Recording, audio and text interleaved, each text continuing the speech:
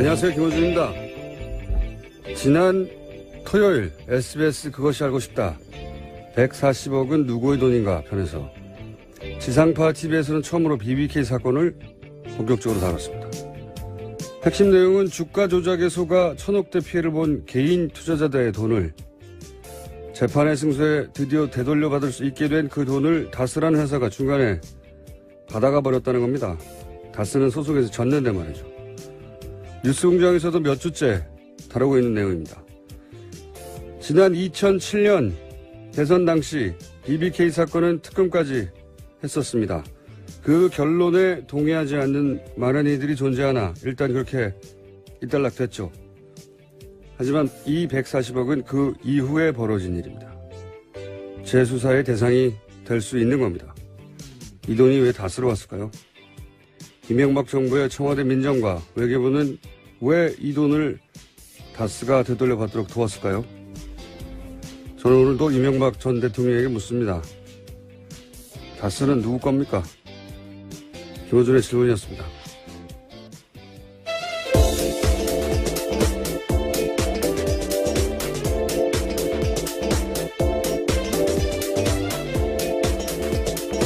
자, 오늘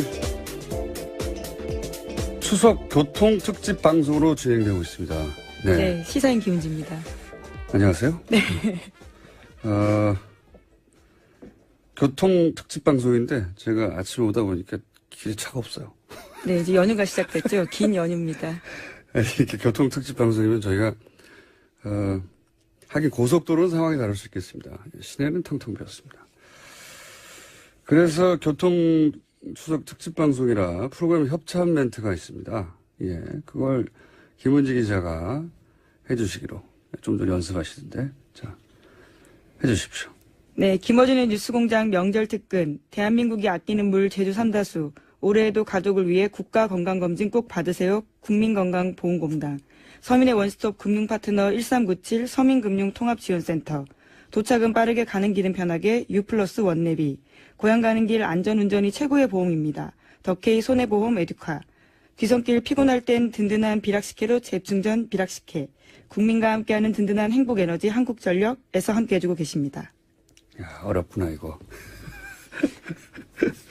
예, 하나도 버벅거리지 않고, 예, 한 번에 단번에 협찬, 뭐라고 합니까? 광고라고 합니까? 협찬 멘트. 수고하셨습니다. 예. 자, 그럼 들어가 주세요. 할 일 다 한 것 같은데요.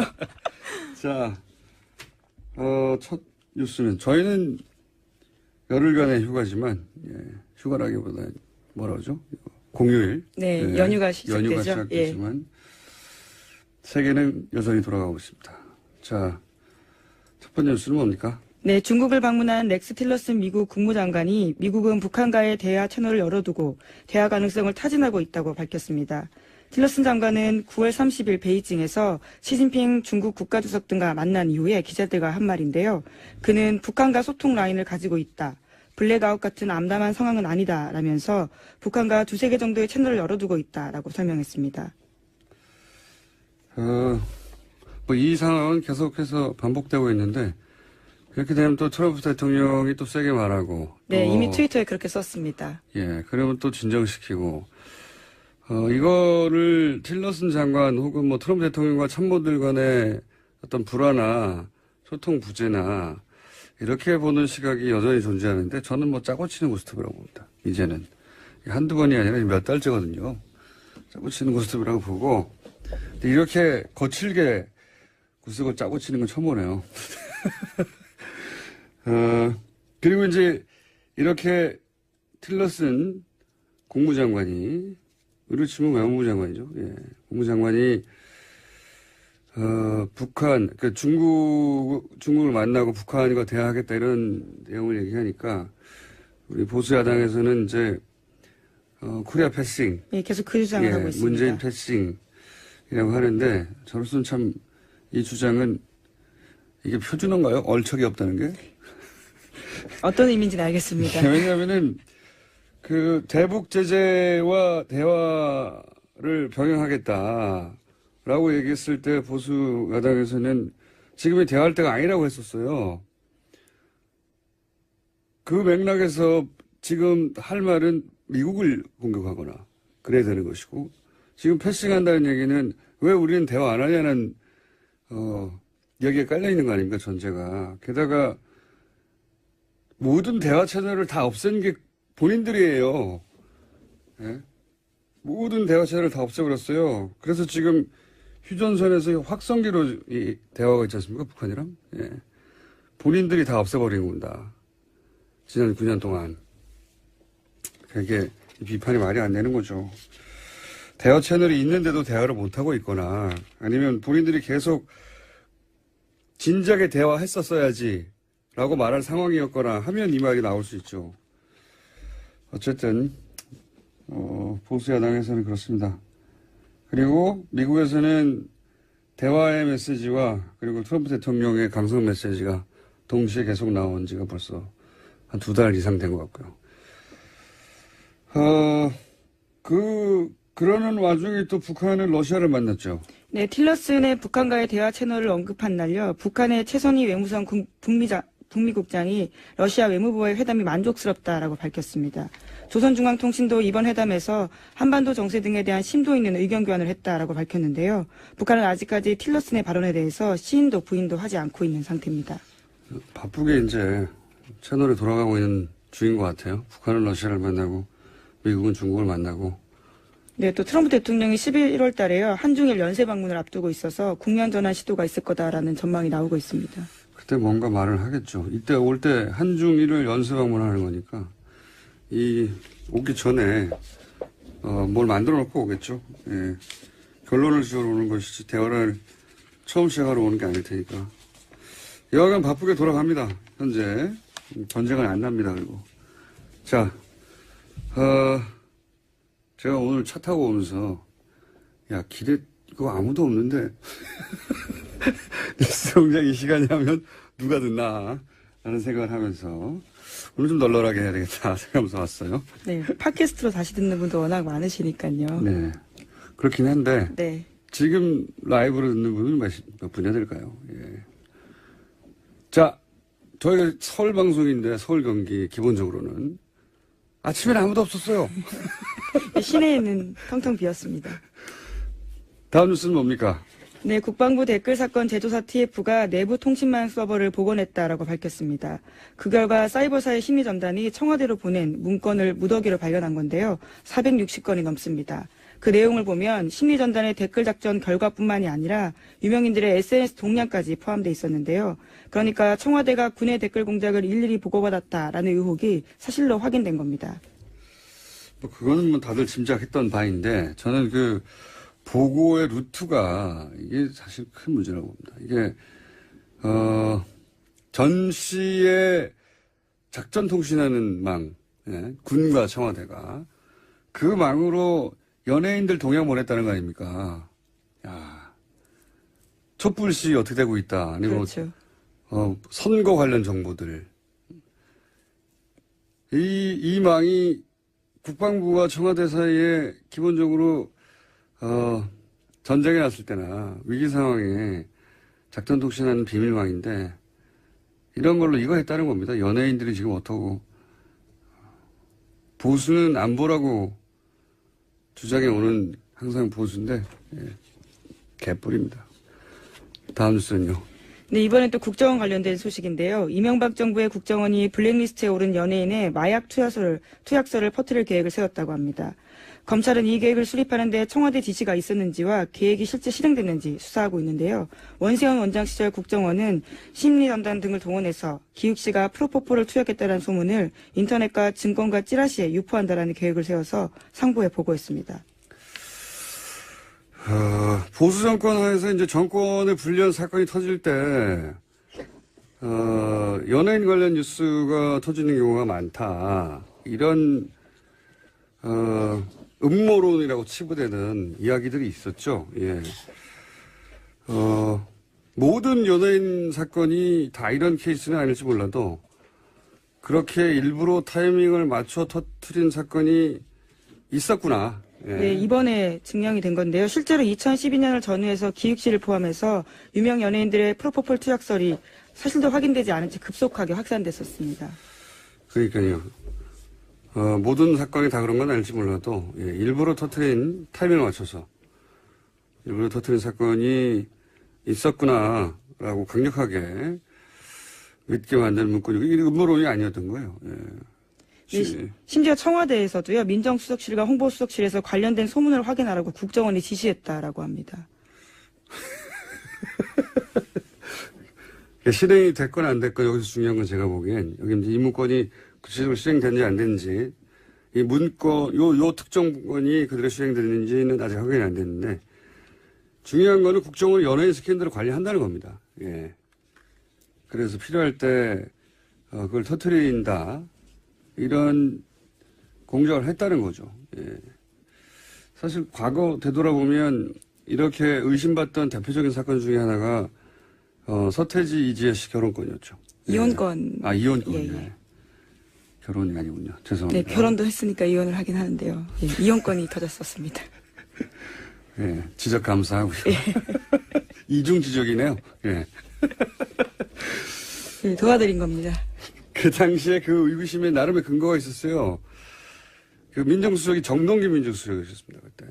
예. 이분이 누구냐면 2007년 대선 한나라당 경선 때 도곡동 땅 실제 주인이 누구냐로 아주 크게 논란이 됐던 적이 있죠. 예. 그때 도곡동 땅이 이명박 후보의 땅이라고 볼 증거가 없다라고 요즘하는 편으로 쉴드를 적극적으로 쳐서 결정적으로 이명박 후보의 손을 경선 일주일 전에 들어준 당시 대검 차장이었어요. 그 인연으로 나중에 민정수석이 됐다고 말해도 과언이 아닌 거라고 보는데 그런데 그 정동기 차장이 검찰을 나와서 직후에 바로 법무법인 발언의 공동대표가 됩니다. 그리고 나서 이제 인수위, 이명박 대통령이 인수위 들어갔다가 민정수석이 되는 코스를 밟는데 이 발언이 이지혜 씨 법률 대리인이었어요, 그때. 예. 근데 그것만으로 어떻게, 음모론이라고 하느냐. 당시 이제 서태지 씨 쪽의 대리인들은, 자신이 대리하는 것이 서태지인지 몰랐어요. 예, 서태지 씨가 아니군요. 가명이니까. 그리고 판사도 몰랐어요. 왜냐면은, 둘 다 본명이 아니고. 대리인이 나오니까 예, 직접 나오지 게다가, 않고. 예. 본명만을 법률 대리인들이 법정에 나와서 비공개로 다투니까, 나중에 문제가 되니까 법원 공무원의 제보를 받았다 이런 얘기가 나왔었거든요. 예. 법원 공무원은 아무도 모르는 이지혜 씨 본명을 어떻게 합니까? 예. 게다가 알았다고 치더라도 그걸 스포츠치에 제보해서 본인이 얻는 이득이 무엇이고 더 나아가서 제보를 받은 스포츠치는 이 정도 되면 크로스체크를 해야 되거든요. 서태지 본인도 모르고 서태지 본인도 확인해주지 않고 서태지 본인도 모르고 판사도 모르는 걸 어디 가서 확인을 합니까? 확인을 해야 뉴스를 할 거 아니에요. 그래서 그런 의혹들이 터져나왔었죠. 예. 이게 확인이 되지는 않을 것 같긴 하지만 앞으로도. 어쨌건 국정원이 정권 안위를 위해서 연예인 스캔들을 기본으로 관리하고 있었다. 예. 공작 정권이었어요, 기본적으로. 그 수준도 양아치 수준. 자,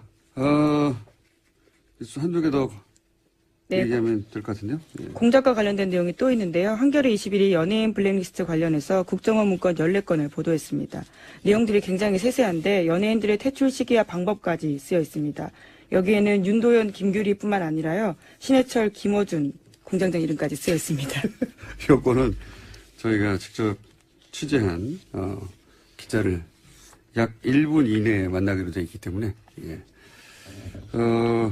다음 뉴스는요?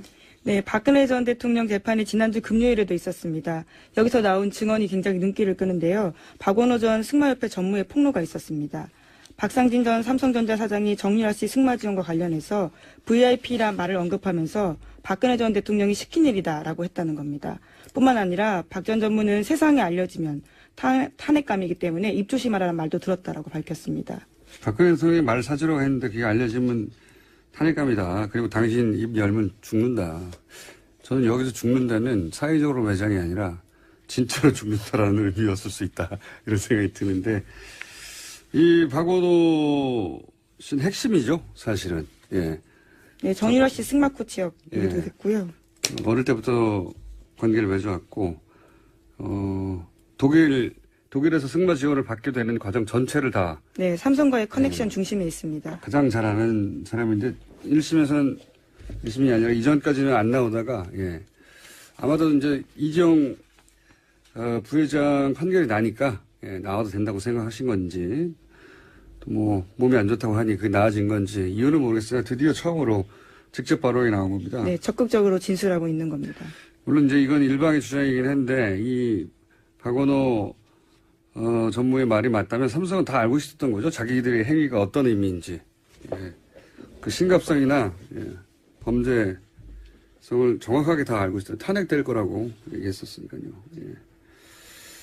그리고 죽을 수도 있다. 예. 무슨 말입니다. 자, 오늘 여기까지. 네. 끝낼까요, 먼저? 네, 그러시죠. 왜냐면은 지금 김한 기자가 앞에 앉아서 눈을 껌뻑껌뻑거리고 있거든요. 얘기했던 한겨레 22대 특종이죠? 네. 네. 자, MBC 라디오가 윤도현 씨하고 저하고 어떻게 퇴출시키는가. 이게 다 이제 소위 김재철 사장이 다 한 줄 알았어요. 네. 그렇죠? 아니더라고요. MBC가 자체적으로 판단해서 한 건 줄 알았으나 MBC가 하라고 국정원이 시켰다. 라고 볼 만한 문건이 나왔습니다. 내용을 좀 소개해 주십시오. 네, 한겨레 21이 국정원 문건 14건을 확인을 했는데요. 목소리는 왜 그래요? 지금 계속 앉아있었더니 잠겼나 봅니다. 예, 잠깐만요. 죄송합니다. 네. 예. 괜찮아요. 오늘은 널널하고요. 네, 차도 없더라고요. 말씀하신 대로. 없고. 우리끼리 방송한다고 생각하시면 되고요. 예. 2011년 7월에 작성한 MBC 좌편향 출연자 조기 퇴출 확행 보고서라는 걸 저희가 입수를 했는데요. 여기 중요한 표현입니다. 확행이. 그러니까 이게 기수를 아마 확행이라고 썼던 것 같아요. 실행은 이제 미수를 말하는 것 같고, 확행은 이제 확실히 행해졌다 뭐 이런 의미인 거잖아요. 확행은 확실히 행했다 이런 말 아닙니까? 네, 그렇죠. 그러니까 네. 이제 잘 안 쓰는 말인데 일반적으로 네. 어쨌든 이 확행 보고서를 보면 4월에 김미화, 7월에 김여진을 하차시키고 후속 조치로 윤도현, 김규리를 8월경에 교체한다. 그리고 10월 가을 개편에 신해철, 김어준도 하차시켜서 순차적으로 물갈이 방침 이렇게 적혀 있습니다. 그래도 제가 제일 늦게 하차되네요. 아, 이 방송을 5월달에 시작하셨더라고요. 제가 보니까. 근데 이미 7월에 해고가 확정이 되셨던 거예요. 제가 이 방송 시작하면서 그랬어요. 저희 이 담당 네. PD한테 이 방송은 향후 6개월 이내에 네. 퇴출되게 있는 방송이다. 이건 물타기로 나를 넣은 거지. 네. 나는 6개월 이상 갈 수가 없다. 그래서 근데 그 PD는 당시에 무슨 소리냐 열심히 잘하면 인기 있으면 된다라고 해서 실제 저희가 이 다운로드도 1위도 하고 막 그랬어요. 네. 예. PD가 먼저 다른 데로 날아가고 그 다음에 이제 그런데 나보다 먼저 네. PD가 한 명이었거든요. 예, 30분짜리였기 때문에 PD가 한 명인데 PD가 갑자기 없어졌어요. 저보다 먼저 PD가 잘려서 PD 본인은 모른 채 어느 날 딴 데로 발령이 나와버렸어요. 그렇더라고요. 5월 21일인가 방송을 시작하셨는데 7월 달에 이미 국정원에서 10월에 해고시키기로 네. 결정을 하고. 그리고 나서 PD가 잘리고요. PD 한 명인데 PD가 잘려서 저밖에 안 남았어요. 이때 사실 이때 화제는 윤도현 씨가 두세 네. 데이트가 굉장히 인기가 있을 때였는데 윤도현 씨가 석연치 않게 이제 그만둬왔고 그 당시에 뭐 윤도현 씨 프로에 제가 고정으로 또 하고 있었거든요. 그래가지고 윤도현 씨한테 제가 그랬어요. 제가 이 방송에 고정으로 나오는 한 당신의 퇴출을 빨라질 것이다. 어쨌든 했는데 이 보고서대로 윤도현 씨는 9월경에 그리고 그 공장장은 10월에 하차 퇴출이 됐죠. 이때 말들이 많았죠. 네, 그렇죠. 예. 근데 이제 퇴출시키는 모양새가 아닌 척 하려고 다른 시간대로 가라.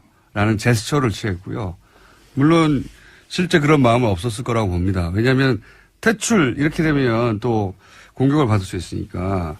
근데 이제 당연히 다른 시간대는 안 맞으니까 프로그램 성격도 안 맞고. 그래서 주병진 씨가 그때 잠깐 왔죠. 아, 맞아요. 주병진 씨가 복귀하는 걸로 그 퇴출 여론을 좀 덮었던 예. 고식인데요. 그것까지도 저는 다 계획되어 있었을 거라고 봅니다. 예. 근데 주병진 씨의 갑작스러운 복귀도 그때 좀 화제가 됐었었죠. 네. 주병진 씨의 잘못은 아니죠. 네, 아니죠. 예. 예. 국정원이 이제 낙점한 거라고 봅니다. 저는 그런 식으로. 이게 방송국 차원에서 진행된 게 아니라 방송국을 장악해 가는 과정 전체를 국정원이 로드맵을 짜고. 그렇죠. 예. 네. 그리고 구체적으로 누구는 언제를 다 정해놓고 있었다는 거죠. 예. 그거 외에도 굉장히 좀 그야말로 방송국을 경영했다고 해도 과언이 아닐 정도로 그리고 연예인들에 대한 여론조원 실제 전체를 총괄했다고 과언이 아닐 정도의 내용들이 있는데요. 연예인별로 방법을 달리해서 공격하는 얘기들이 아주 디테일하게 적혀 있습니다. 예를 들면요? 예를 들어서 방송인 김구라 씨와 김장훈 씨는 이제 VIP에 대해 언어 테러를 가했다, 뭐 국가 원수 명예를 침취시켰다 이렇게 지적이 되어 있는데 이들의 내가 경우에는 맨날 하던 짓인데. 네. 안티 세력을 활용한 위축 이렇게 적혀 있습니다. 대응 안티 세력은 이건 네. 이제 그 김규리 씨를 향해서 예를 들어서 SNS나 게시판이나 트윗이나 끊임없이 공격했거든요. 그렇죠. 예. 이거 받으면 대부분 위축됩니다. 저 빼고. 저 이게 즐겁던데 이 바보들 그래서 실제로 이 국정원 보고서가 나온 이후에 김구라 씨 같은 경우에는 과거 막말 동영상 이 커뮤니티 사이트들에 집중 배포가 됐고 김장훈 씨는 이제 거짓 기부 논란에 좀 휩싸이면서 굉장히 주목을 받았는데 이때가 뭐 다 아시겠지만 이제는 국정원 심리전단과 군사이버사령부가 굉장히 활발하게 활동을 하는 시기랑 이제 겹쳐져 있고요. 이렇게 이런 걸 하려면 평상시에 연예인의 정보를 사실상 사찰하고 있어야 가능하거든요. 그렇죠. 예. 기본적으로 연예인 관련해서는 정보를 계속 축적하고 쌓고 사찰하고 있었다는 거고요. 그게 이제 개인들 어떻게 다 따라다니까 그 많은 연예인들을. 그러면 통신 사찰이 기본적인 것이고 거기에 뭐 여러 가지 지금 사용하는 그 통신 수단들 있지 않습니까? 카톡 비롯해서 저는 그런 것들 평상시에 쌓아놓고 있었다. 예. 그리고 커뮤니티 게시판이라는 것이 갑자기 내가 오늘부터 활동해야지 이러면 활동을 잘할 수 있는 구조가 아니라서 사실 그 전부터 어떤 오더를 받으면 쫙 수행을 할 수 있게 커뮤니티마다 담당자가 있다. 활동을 해왔어야 되는 상황인 거죠. 이거 하나로 여러 가지를 알 수 있는 거죠. 커뮤니티마다 담당자가 있고 연예인 정보는 사찰하고 있었고 그리고 필요하면 적절한 시점에 그중에서 그 연예인에게 타격을 줄 만한 정보들을 뿌리고 컨트롤 해온 거죠, 이거. 그다음에 뭐 그런 대목도 있는데요. 김미화와 손석희가 여전히 건재하다 이러면서 불신 여론을 조성해야 되는데 이 부분을 보수 매체를 통해 분위기를 조성하라 이런 대목이 한 차례가 아니라 여러 차례 이제 등장을 하는데 이 얘기는 보수 매체도 활용을 해서 작업을 했었다 이런 걸 이제 보여주는. 이 보수 매체에다가 갑자기 국정원이 전화해서 기사 한번 실어주시오. 이거 다 안 된단 말이죠. 그렇죠. 예. 또 오랜 공조가 있어야 가능하죠. 관리되고 있었다는 거고요. 부역 언론도 있다는 것이고 구체적으로는 부역 기자도 있다는 얘기입니다. 갑자기 이걸 어떻게 했습니까? 그렇게 생각해 보면 연예 매체들 중에 남들은 도저히 접근할 수 없는 특종을 하는 매체들이 있어요. 우리가 아는 D 매체 뭐 이런 데 말씀하신 거예요. 네. 굉장히 의심스러운 부분이 이런 대목에는 같이 떠오르게 돼 있습니다. 이렇게 되면 특별한 왜냐하면 이제 사람 추적이나 해외 사람 뭐랄까요 미행 추적 뒷공무니 잡기 이거는 해보지 않은 사람은 그게 얼마나 어려운지 모르거든요. 제가 여기 많이 해봤기 때문에 이거는 불가능한 일인데 이 정도 하려면은 그렇죠. 엄청난 작업이죠. 기자 한두 명이 아니라 수십 명이 동시에 붙어야 되거든요. 그 사람이 어떻게 움직일지 모르기 때문에 특히 해외에서는 정말 어려워요. 근데 그런 특종을 많이 한 경우도 있었죠. 국정원이 한 일을 보면 뭐 굉장한데요. 코미디언 박미선 씨, 가수 이하늘 씨에 대해서는 광고주에게 모델 교체를 압박해야 된다. 광고주. 예, 이렇게 지시하기도 하고. 그 다음에 저는 이게 좀 재밌었는데, 연예인을 온건좌파랑 강성좌파로 구분을 합니다. 그래서 지금 이 시기에 82명이 블랙리스트에 올랐다라고 하는데 13명은 비교적 좌파 성향이 덜한 온건좌파로 분류를 하고 뭐 문성군, 권혜요, 명계남, 신해철, 윤도현, 김미아 등은 69명은 강성좌파다. 근데 이들을 어떻게 하냐면 온건좌파는 포섭을 합니다. 그래서 포섭을 해서 간첩으로 생각했구나 완전히. 네, 공익 광고 정도는 할 수 있게 해줘라. 뭐 이런 얘기니까 우리 말을 들으면 하고 이게 또 재밌는데 간접 제재로 분량을 축소해라 이런 얘기를 합니다. 근데 이거는 사실 국정원이 출연을 금지시키는 거는 윗선을 통해서 할 수 있겠지만 분량을 축소한다 이것은 출연을 하게 해주되 나오는 분량을 줄여라 이런 것까지 이제 국정원이 컨트롤을 했다는 건데 이해가 안 가더라고요. 자, 더 얘기하고 싶고 재밌는 주제긴 한데 김한 기자보다 훨씬 지금 큰 건들을 들고 온 분들이 있어요. 또 준진우 기자하고 안홍구 청장님이라고 이 정도에서 들어가 주셔야 되고요. 저희가 공휴일 끝나고 나서 다시 한번 모시도록 하겠습니다. 네, 알겠습니다. 특종하느라고 수고하셨고요. 자, 주진우 기자와 안원구 총장님 나오셨습니다. 안녕하십니까, 두 분. 안녕하십니까. 예, 방송하기 전에 저희가 협찬 멘트를 해야 됩니다. 자, 청장님, 2개 해주세요. 여자의 꿈 알카메리에서 수소 알칼리 한원수기 20년 전통식품 명가 주식회사 사홍원에서 온라인 상품권. 네, 더더 하나입니다. 매트의 명가 파크론에서 IoT 스마트홈 온수 매트. 자, 그 다음은 주진우가 합니다. 주진우 기자가. 두고두고 보고 싶은 책. 이명박 추격기인데요. 길벗 어린이에서 그림도서 세트. 그리고 이태리 명품 구두 바이네르에서 구두 증정권 드립니다.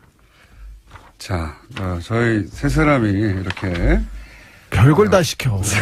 협찬 멘트를 했기 때문에 이 협찬 멘트 관련해서 단가가 더 올라가도록 하겠습니다.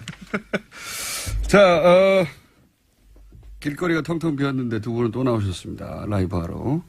오시는데 텅텅 비었었죠? 그렇습니다. 네. 자, 오늘은 어떤 이야기입니까? 저희가 이때까지 이제 긴 이야기를 해왔는데, 예.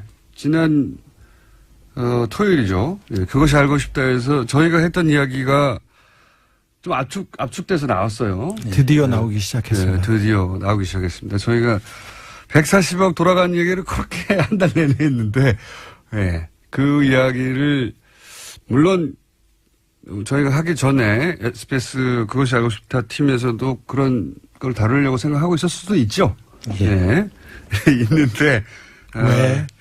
자, 저희가 방송을 한 이후에 나왔습니다. 어쨌든. 예. 한 달 가까이 한 이후에. 유일하죠. 현재까지는. 네, 유일한 매체입니다. 앞으로 또 훌륭합니다. 대기하고 네. 있습니다. 네, 앞으로도 다른 미디어들도 이제 할 수 있겠죠. 이게 BBK 사건은 사실 당시 특검으로 일단락 되었다. 법적으로는.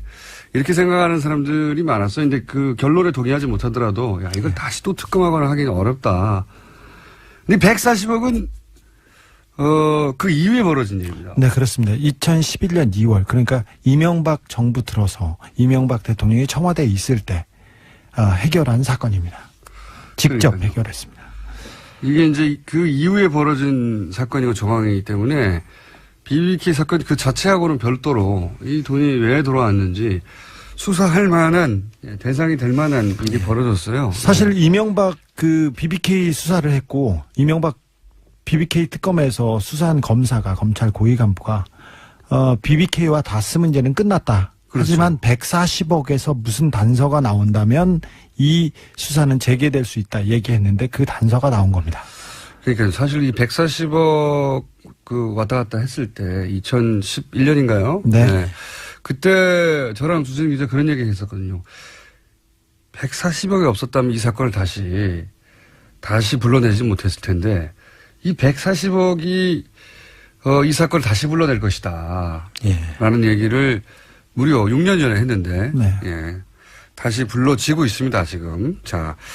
근데 오늘은 그 얘기가 아니라 뭐 관련이 있습니다. 이제 김재정 씨가 사망한 이후에 재산을 상속하는 과정에서 재산 상속 과정을 보았더니 이게 김재정 씨의 재산이 아니었다. 다스가.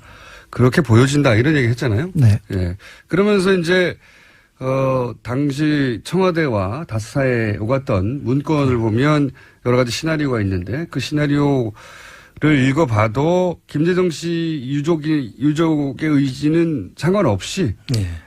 내용이 진행이 됐고 그러면서 만들어진 문건 안에 뭐가 있었냐면 김재정 씨의 땅 목록이 있습니다. 땅 목록. 네. 예. 김재정 씨가 죽자 청와대에서 김재정 씨 재산을 파악해서 보고하라는 지시가 떨어집니다. 그런데 김재정 씨 재산이 얼마나 되는지 모르고요. 모르면서 땅 목록, 그러니까 토지 목록을 정리해서 그 제출하라고 해서 다스에서 급히 김재정 씨 토지 목록을 작성해서 청와대에 보고합니다. 네. 김재정 씨 유족은 김재정 씨 땅이 얼마나 되는지 몰랐어요. 그거를 어쨌든 사망을 하게 되자 이 누군가 또 상속받아야 되지 않습니까? 상속받아야 되니까 김재정 씨 땅의 목록이 작성이 됩니다. 이 시나리오 왔다 갔다 하는 문서와 함께. 근데 이제 굉장히 일단 재밌는 거 먼저 하나 알려드리면, 김재정 씨의 땅은 김재정 씨의 자식들에게 하나도 안 물려줍니다. 아버지가 돌아가셨는데 아들, 딸한테는 땅을 하나도 주지 않습니다. 네. 하나도 안 물려줬습니다. 그거 외에, 이 자체가 벌써 굉장히, 희한한 일인데, 그거 외에 또, 이상한 일들이 많습니다. 땅 관련해서. 오늘은 지난번에는 이제 주식 관련해가지고 주로, 예. 다스가 누구 것이냐, 예, 를 추정해 봤다면, 이제는 김재정 씨가 가지고 있는 땅 가지고 과연 이 땅이 김재정 씨의 땅이 맞았느냐, 예. 그러니까 땅하고 다스 다 합치면 김재정 씨 재산 전체잖아요. 예. 그렇죠. 그리고 땅 부분을 좀, 예, 땅 하면 또 주진우거든요. 땅을 제가 좀 많이 찾았습니다. 내곡동 땅부터 해서 이명박 대통령 주변 사람들 땅을 좀 찾았습니다. 예. 저도 만만치 않죠. 도곡동 땅을 문서를 본 사람입니다.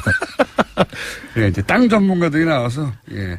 왜냐하면 마침 김재정 씨 땅 리스트를 두 사람이 봤기 때문에 얼씨구나 하고 그 땅들을 이제 추적하기 시작했습니다. 자, 어떤 일이 있었습니까, 이 땅들에? 땅의 특징이 몇 가지 있어요. 그렇죠. 네. 이 땅의 특징을 보면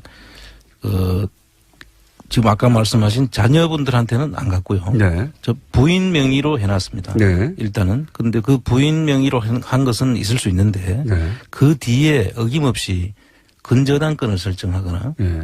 또는 그 지상권을 설정을 해놓습니다. 그 의미를 설명해 주십시오. 그것도 땅을 가지고 큰 땅을 가지고 아주 소액을 빌립니다. 아주 네. 소액을 30년, 40년 이렇게 묶어놓습니다. 그래서 그 땅 금액을 보면은 지금 소액이 어떤 건 한 150만 원, 네. 어떤 거는 최근에는 이제 한 4천만 원 정도 빌리면서 150만 원짜리라고 하면 땅의 크기는 얼마나 되는데 150만 원을 빌려서? 땅 크기가 한 35만 35만 평 정도. 35만 평인데 충북 옥천에 있는 제가 대신 갚아주고 싶네요. 충북 옥천에 있는 김재정 씨 땅을 네. 담보로 예. 이명박 대통령이 150만 원가량 대출받습니다. 근저당권이 190만 원 설정돼 있습니다. 예. 그런데 이명박 씨 명의로 이제 근저당권이 채무자가 돼 있는데 이명박 씨가 채무자로 돼 있는데 하도 이상해가지고 네. 폐쇄 등기 등본을 떼봤어요. 그러니까 원래부터 그 땅이 이명박 씨 명의로 돼 있더라고요. 그러니까 이명박 씨 명의로 돼 있던 땅을 김재정 씨한테 넘겼고 그 넘긴 땅이 이제 건영미 씨로 이제 가 있는데 그때 설정해 놓은 근저당 150만 원이 지금까지 그대로 있는 것이죠. 이게 무슨 말인지 땅과 관련해 가지고 예. 부동산에 대해서 잘 모르시는 분들은 쉽게 이해가 갈 텐데 한마디로 말하면 이 땅을 아무도 못 파는 겁니다. 네. 근저당을 설정해 가지고. 근데 실제 이런 거 있지 않습니까? 뭐 이제 뭘 사고 싶은데 뭘 사야 되는데 돈이 없어서 땅을 담보로 해서 빌리면 당연히 이제 뭐 1억짜리 땅인데 예를 들어서 뭐 5천만 원을 빌렸어요. 예. 그렇게까지 빌려주진 않지만 한 3천만 원을 빌렸어요. 그럼 3천만 원어치는 은행이 주인이죠, 은행이. 그렇습니다. 네. 그래서 그게 이제 근저당이 설정이 되고 그러면 그 땅을 마음대로 팔지 못합니다. 은행에 그 빚을 갚기 전에는. 이런 거죠. 이런 건데, 수십만 평의 땅에다가 150만 원만 근저당을 설정하는 건데 그런데 그 땅이 애초에 자기 거였어요. 예. 이명박 전 대통령은 자기 거였는데 그거를 천함에게 파는 겁니다. 그렇습니다. 파는 과정에 자기가 빚을 져요, 은행에. 이해 가세요, 이게? 무슨 말인지? 이명박 전 대통령이 그 땅을 담보로 해서 은행에 150만 원을 빌리는 거예요. 그래서 사실은 그 150만 원을 갚을 각오를 하고 예. 소유권을 사갈 사람이 있겠죠. 그러나 그 부분이 또 걱정이 돼 가지고 예. 그 뒤에 근저당권을 설정하는 것 외에 예. 그 지상권을 설정을 합니다. 지상권이라 하면 그 토지를 토지 위에다가 건물을 짓거나 그걸 네. 사용할 수 있는 권리를 이야기하는데 그 지상권을 설정을 해서 궁극적으로 지상권을 30년을 설정을 하죠. 네. 그래서 아무도 그 지상권이 설정되어 있는 땅을 살 수는 없죠. 네. 돈 150만 원 갚을 수 있겠지만 예. 지상권 그 위에 건물을 못 짓는데요. 그렇습니다. 예. 그래서 그 땅을 소유는 김재정 씨지만 김재정 씨가 팔 수가 없는 거예요, 이 땅을. 아무것도 할 수 없습니다. 네. 네. 그렇게 만들어 놨던 네. 땅이다. 이명박 씨 차명으로 그 의심되는 김재정 씨 땅들이 전국에 분포하고 있는데 거의 대부분 잡종지라고 하죠. 쓸 수 없는 불모지예요. 불모지 땅인데 이명박 대통령 재임 기간에 갑자기 용도 변경이 된다던가 갑자기 임야가 개발 제한 구역이 풀린다던가 그런 땅이 많이 있습니다. 경북 군위에 있는 땅은 이거는 국민일보에서 보도했습니다. 처음으로 저희 기사를 가지고 추격 보도한 매체이기도 하는데 경북 군위에 아예 그 쓸모없는 땅이라고 해서 몇백 원짜리 땅이 있었는데 갑자기 이명박 정부 들어서 2008년부터죠. 국책사업인 가온누리 테마파크라고 그런 테마파크가 들어와요. 그래서 그 불모지에 갑자기 1,000억짜리 공사가 시작되면서 갑자기 상업시설로 변경이 됩니다. 그럼 땅값이 크게 올랐겠죠. 예. 네. 그 위에도 또 뭐 대전 유성구 같은 경우는 관광특구로 개발이 된다든지 강원도 고성 땅은 뭐 세계 진보리 대회가 개최된다든지 해서 그게 이제 다 이명박 전 대통령의 처남인 김재정 씨 땅이었다는 거죠. 그렇습니다. 예. 뭐 참 앞으로도 무궁무진한 내용이 나올 것 같은데요. 뉴타운 사업이 있었지 않습니까? 뉴타운 사업. 이명박 대통령이 시장 시절에 있었던 네. 뉴타운 사업에서도 은평 뉴타운을 비롯한 뉴타운에서 대거 이명박 대통령의 친인척 땅이 그 수용이 돼서 개발이 됩니다. 예. 자, 이게 이제 이 패턴이 이해가 가시는지 모르겠는데 원래 이명박 전 대통령 명의로 돼 있던 땅을 자기 처남에게 넘기면서 소유권 이전되면 그 소유권자가 마음대로 땅을 처분할 수가 있지 않습니까? 그렇습니다. 둘 사이에 뭐 예를 들어서 개인적으로 사적으로 야 이거 내 땅인데 네 이름을 해놔 할 수는 있지만 그 나중에 마음이 변해가지고 법적으로 내 거니까 막 팔아버릴 수가 있으니까 그렇게 하지 못하도록 근저당을 아주 적은 액수를 설정하고 그다음에 그 위에 그 땅 위에 건물을 지을 수 있는 권한도 설정을 해버려가지고 그 땅을 소유권은 다른 사람 김재정 씨에게 있지만 그 땅을 처분을 해서 그 처분을 해서 자기가 이익을 취할 수 없도록 그렇게 묶어둔다는 거죠. 그렇죠. 전체 땅을 다. 이런 김재정 씨 땅은 다 그렇게 되어 있다는 겁니다. 지금. 소액의 근저당으로. 보통 얼마나 묶어놓습니까? 한 20-30년 묶어놓습니까? 30년 묶어. 30년을 묶어놨죠. 30년. 그 예. 통상 그 지상권 설정하더라도 뭐 한 5년 정도 예. 이렇게 해서 하는 경우는 있을 수 있습니다. 근데 30년이란 장기간을 이렇게 묶어놓을 수는 없고 거기에다 게다가 지료도 없이 지도를 원래 하려면 지상권을 사용할 수 하려면 그러면 돈을 지급을 해야 되는데 그러니까 누군가가 그 돈을 내야 되는 건데. 그렇죠. 예. 그냥 묶어만 둔 거예요, 그냥. 예. 그것도 은행이 그 뭐 위에다가 지상권을 설정할 일이 뭐가 있겠습니까? 은행이 자기가 직접 개발할 것도 아니고요. 거기서 건물 지을 것도 아닌데. 여하간 그런 식의 땅들이 다 김재정 씨 땅은 그렇게 처리가 돼 있었고 자식들은 김재정이 사망 이후에도 하나도 물려준 땅이 없고요. 그다음에 이제 공동 소유 명의 땅도 많다면서요. 예, 이게 그것도 마찬가지인데요. 이게 보통 땅은 한 사람이 소유권을 온전히 가지고 있어야 제대로 팔 수가 있습니다. 그렇죠. 근데 지분으로 이렇게 나눠 공동 소유로 해놓으면은 그분들하고 전부 다 동의가 돼야만 팔 수가 있거든요. 네. 그런데 그 지분으로 나눠 놓으면은 근저당권 설정하는 방법과 지상권 설정하는 방법 등으로 해서 못 팔게 하는 거와 동일한 효과를 가져올 수 있는 형태입니다. 근데 재밌는 것은 김재정 씨 땅입니다. 네. 그런데 다 이명박 씨 지인들입니다. 이명박 씨 현대건설 동료라든지 네. 다 이명박 씨 지인들인데 김재정 씨가 소유하고 있습니다. 네. 공동 명의 땅인데 그 공동 명의자들은 전부 다 현대건설 출신 직원들인데 소유는 김재정 씨예요. 예. 특이하지 않습니까? 오늘은 1차 여기까지 하겠습니다. 자, 왜냐하면 프로그램 협찬 멘트가 있거든요. 협찬이 왜 이렇게 많아요? 이거? 이런 날만 합니다. 명절 때. 대한민국이 아끼는 물 제주 삼다수 올해에도 가족을 위해 건강검진 꼭 받으세요. 국민건강보험공단 서민의 원스톱 금융파트너 1397 서민금융통합지원센터 도착은 빠르게 가는 길은 편하게 U+1 내비 고향 가는 길 안전운전이 최고의 보험입니다. 더 K 손해보험 에듀카 기성길 피곤할 땐 든든한 비락스키로 재충전 비락스키 국민과 함께하는 든든한 행복에너지 한국전력에서 함께 해주고 계십니다. 네, 딱 여기까지네요. 오늘 여기까지 하고 다음 주에는 더 아직도 1분이 남았어요. 네, 제가 시간을 잘 못 맞추니까 진작에 지쳐가지고 아직 1분이 남았다. 아직 1분이나 보통 이 프로 진행자들은 바로 끝에 하거든요. 예. 저는 저희 PD가 저를 못 믿어가지고 1분 먼저 시켰네요. 잘하셨어요. 네. 두 번 믿을만 해요. 네. 자, 그러면은, 그리고 그렇게 30년 정도 묶어놓고, 그래서 아무도 처분하지 못하게 해놓은 다음에 본인이 시장 때도 없었습니까? 이런 일이? 시장 때 있었죠. 아, 시장이 되고, 네. 대통령이 되고, 그러려고 시장 대통령이 됐나요, 혹시? 뭐 그러려고 됐다고 저는 보고 있는데요. 제가 그 내곡동 사저 땅 주변 찾았지 않습니까? 네. 이명박 대통령 주변 사람들이 내곡동 주변, 내곡동 뭐 자곡동 그리고 수서 일대 땅을 다 사들이기 시작했어요. 그래서 왜 그런가 그랬는데 나중에 보니까 거기에 내곡동 사저가 가면서 그린벨트가 헐고 거기에다가 거기 개발 사업을 하려고 했습니다. 나중에 거기 개발했습니다. 안하구청장 주준희 기자였습니다. 다음 주에 이어가겠습니다.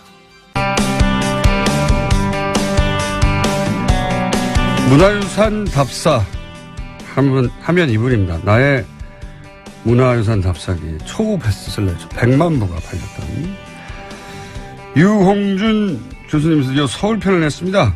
네, 유홍준 명지대 교수님 스튜디오에 직접 나오셨습니다. 안녕하십니까? 안녕하세요. 네, 다른 얘기 하기 전에 협찬을 읽으셔야 됩니다. 네.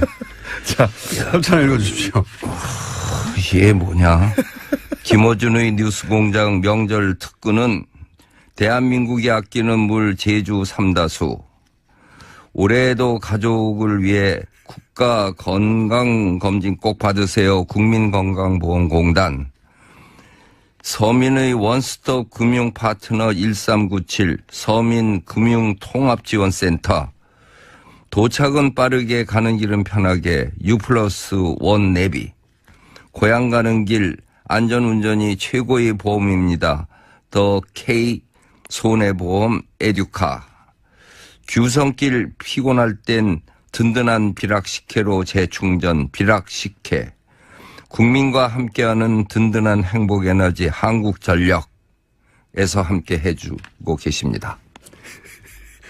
처음 읽어보시죠. 그렇죠. 이런 거 시키는 사람이 어디 있어요. 저는 바람이 안 좋기 때문에 저렇게 다 시킵니다. 자, 지금 오늘 그 연휴 열흘간 시작되는 기간인데 어디 안 가시고 열로 나오셨어요. 갈 계획이 있었는데 서울편을 2권을 냈는데 그 3번째 4권으로 계획하고 있거든요. 네. 그 3번째 책을 빨리 내라는 독자들의 요청이 있어서 지금 연휴가 대목이 돼가지고 아무도 연락 없을 적에 글 좀 쓰려고 앉았는데 엉뚱하게 이 공장에 나오라고 그래가지고. 두 번째 책까지가 그렇게 생각만큼 많이 안 나갔나 봅니다. 이게 책이 나가는 거가 상대적인 건데요. 네. 지금은 뭐 아까 나온 주진우 기자 뭐 하고 같이 베스트셀러 반열에 오르긴 했는데 옛날 이 책이 처음 나온 게 25년 전이거든요. 네. 그때에 비하면은 10분의 1? 그죠. 네. 그때는 한 100만 부 막 이렇게 나왔죠. 그렇죠. 1년에 100만 부 나갔는데. 베스트셀러였다고 하면 뭐 몇십만 부에서 네. 대박이 터졌다면 100만 부 정도. 네. 지금은 대박이 터졌다고 해도 10만 부가 되기. 10만 부 되기 힘들 정도죠. 네. 그래서 이제 4권을 내시는구나. 그것도 있고 또 하나는 서울편 4권 중에서 첫 번째는 우리 궁궐 서울이 궁궐의 도시거든요. 그거를 사람들이 가치를 국민들도 그렇고 또 정부에서도 관광 차원에서 크게 홍보를 못했어요. 그거 하고 두 번째는 한양도성과 조선시대 유적으로 성균관, 동묘 또 세검정 있는 이야기를 썼는데 정작 서울의 가장 서울다웠던 모습, 인사동, 북촌, 서촌, 성북동, 이 묵은 동네 이야기, 서울 사람들은 어떻게 살아왔고 지금은 어떻게 그것을 즐기고 가꾸고 그 잠재적 가치는 얼마인가. 이거 네 번째는 이제 한강과 북한산을 쓸 거예요.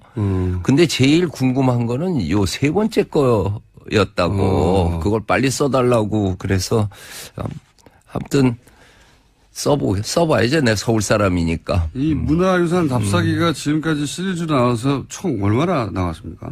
책 나온 게 국내 편이 10권, 예. 일본 편이 4권 예. 이렇게 나왔죠. 14권. 14권이요. 총 누적 판매량이 얼마나 됩니까? 390만 부래요. 390만. 가쁘되셨겠는데 이거 완전. 전부 그렇게 얘기하는데 네. 아까 안원구 청장 보니까 생각나는데 이게 세금이 많아요. 42%에다가 또 45% 결국 반은 세금으로 가져가요. 아, 반이나 됩니까? 네, 반대요. 그래도 반은 남으셨잖아요. 남죠. 근데 그게 뭐 내 건가 마누라 거지. 왜냐면 국세청에 신고된 인세 통장을 예. 와이프가 쥐고 안 놓는데 내가 어떻게 뭐 그렇다고 요새 그거 뭐예요? 황혼이혼. 삥땅이라고 하는 거 그걸 할 방법도 없어요. 아, 그렇군요.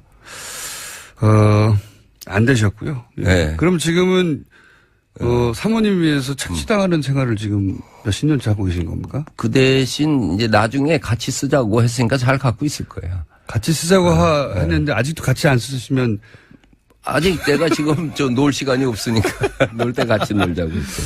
예, 다 소용없다 이런 말씀이신 것 같은데. 자, 두 권이 이미 나왔어요. 서울편. 네.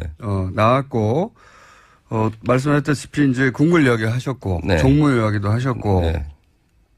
이건 제가 처음 듣는 얘기인데 전 작가가 이렇게 네. 정보를 주더라고요. 네. 일본 건축계 거장 시다이 세이치가 서양에는 파르테논이 있고 동양에는 종묘가 있다. 네. 왜 그래요? 우리가 종묘라고 하는 것이 종묘 뭐 틀림없이 안 가봤겠죠. 가보긴 가봤습니다. 가봤어요. 예. 몇 년 전에. 원래 참 여행을 좋아한다고 내가 알고는 있지만은 그렇긴 하지만 서울 이 종묘가 사람들이 뭐 하는 곳인지도 잘 모를 뿐만 아니라 종묘를 마지막으로 간 건 제가 제보자를 접선할 때 갈 때던데. 종묘는 그 조선시대 왕인 근거를 말해주는 신성한 공간이에요. 신전이에요, 일종의. 신전, 예. 기독교 국가에는 교회가 있고 예. 불교 국가에는 사찰이 있지만 유교 국가에서는 두 가지가 있어야 돼요. 종묘와 사직이 있어야 돼요. 종묘와 사직할 때 네, 종묘와 사직이. 네. 그 사직은 사는 땅이고 아까 땅 얘기 많이 하대요. 네. 땅. 직은 곡식. 그러니까 먹고 사는 거에 기본이 되는 거는 사직단에서 네. 제사를 지내고 종묘는 역대 왕들의 혼을 모신 곳이에요. 유교적 관점에서. 그래서 파르테논이라고 하는 거군요. 신전을 모시는 곳이다. 그렇죠. 사람이 죽으면은 혼백이라고 그러잖아요. 네. 백은 땅으로 가고 혼은 하늘로 가는데 그 혼을 모시는 곳이 그 사당이라고 하는 것보다 격이 높은 게 사묘의 묘거든요. 거기에 조선시대 역대 왕들의 그 신주들, 신주가 쫙 모셔 있는데 그 일자집으로 쫙 뻗어 있는 것이 길이가 무려 117m예요. 옆으로요? 옆으로. 기둥과 지붕, 그리고 옆으로만 탁 뻗어 있는 거. 그것이 그냥 정밀의 공간이라고 그렇게 표현했죠. 건축으로 이와 같이 고유의 공간을 창출한 건 거의 기적에 가깝다. 이게 건축가들이 예찬한 건데 시라이 세이치뿐만 아니라 프랑크 게리라는 그 건축가 얘기 들어와서 괴상한 집을 짓는 걸로 유명한 거. 빌바오의 프랑크 게리. 그런 빌바오의 구겐하임 미술관이라고. 구겐하임. 예. 강철 같은 거, 티타늄 이런 건물로 괴상하게 짓는 걸로. 비정형의 건물. 비정형의 건물. 그분이 한국에 온 지 15년 지나서 이 종묘가 보고 싶어서 두 아들과 며느리 둘하고 마누라하고 같이 왔어요.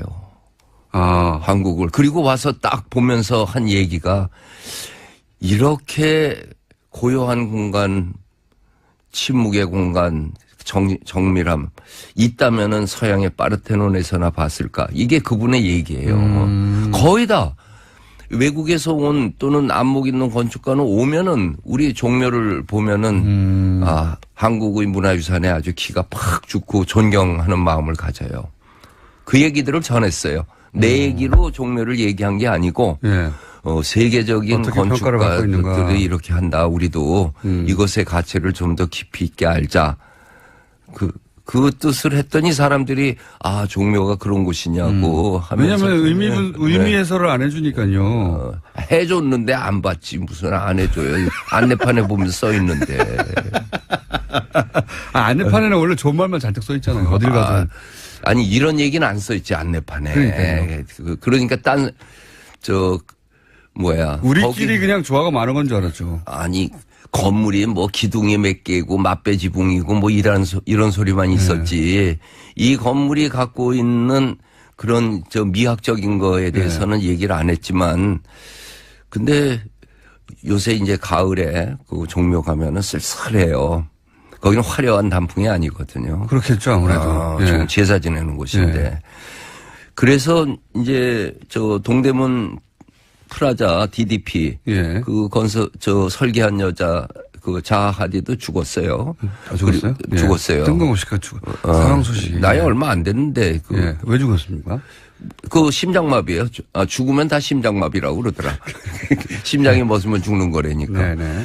그 사람을 비롯해서 우리나라의 새 건축을 오더받은 건축가들은 예. 다들 종묘로 와봅니까? 아니 한국의 건물을 지으려면 한국의 전통 건축이 뭔가는 알아야 될 거 아니에요. 그렇죠. 그래서 가면은 창덕궁 비원하고 종묘를 보면은 다시 생각하는 거예요. 서울에 와가지고 아파트하고 빌딩들하고 성약각 같은 집들만 보다가 이거를 보고 야 한국은 이런 위대한 건축의 전통이 있었구나. 근데 왜 지방으로부터 시작해가지고 서울로 올라오신 거예요? 이건 답사기가? 첫 번째 쓴 거가 해남 땅끝, 강진 해남 땅끝 했잖아요. 나는 이 책이 이렇게 유명해지리라고 생각을 못 했죠, 그때. 일단 좀 멀리 가보고. 끝에서부터 자, 이 한양 입성하는데 25년 걸렸어요. 자, 그러면은 코스, 서울 당일 코스. 전문가로서 이 묘 중심으로 쫙 붙어보면 어디서부터 쭉 가야 됩니까? 궁궐은 요새는 이제 궁궐이 무료 입장이에요. 명절 기간. 그러니까 평소에는 한복 입으면 무료 입장. 네, 그렇죠. 그거는 뭐 책에 보면 나오고 그 안내판 봐도 알지만은 안내판 없이 멋있게 갈 수 있는 게 백석동천이라는 데를 가면은 참 좋을 것 같아요. 서울 사람들이요. 백석동천이요? 네, 백석동천이 어디입니까? 자문밖이라고 알아요. 창의문 바깥에. 창의문 바깥. 세검정 가는 길. 네네, 압니다. 알죠. 예. 그 북악 스카이웨이 있죠. 예. 그 아래쪽에 흥선대원군의 석파정이라고 하는 그 별장이 있어요. 왼쪽 편에. 모릅니다. 있어요. 예. 근데 그 건너편에는 다 허물어져서 주춧돌만 남은 그 별장터가 있어요. 그게 백석동천인데. 백석동천. 왜 그러냐면은 거기가 본래 청와대 보호구역이었어요. 근데 노무현 대통령이 탄핵됐잖아요. 탄핵되고 6개월 동안 유폐를 살았다고요. 할 일이 없어가지고. 밖에 나갈 수도 없고. 그 안에만 있어야 됐잖아요. 그래서 이제 책을 보다 보면 하루 이틀이지. 북악산 가는 것도 하루 이틀이지 매일 등산할 수 없어서 청와대 보호구역 여기저기 뭐가 있나 보러 갔더니 희한한 곳이 있는 거예요. 그래서 내가 문화재청장 되고 나서 여기 이런 곳이 있는데 이게 뭐냐. 나도 잘 몰랐죠. 알 리가 있나요? 청와대에서 그냥 갖고 폐허가 되어 있는 건데요. 그 조사를 했더니 거기에 조선시대 때 유명한 뭐 허도사라고 하는 집안에서 갖고 있던 정자를 허도사요?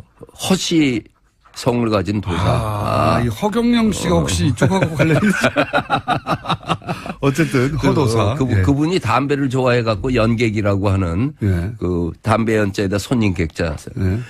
그러다가 주인이 계속 바뀌어서 추사 김정희 어허. 이 집안의 소유가 됐다가 그 다음에 누구 소유로 해놓고 1930년대 동아일보 신문 이런 데에서 그 서울의 명소 8군데 뭐 이런 사진에 그 정자가 있었어요. 그때까지만 하더라도. 해도.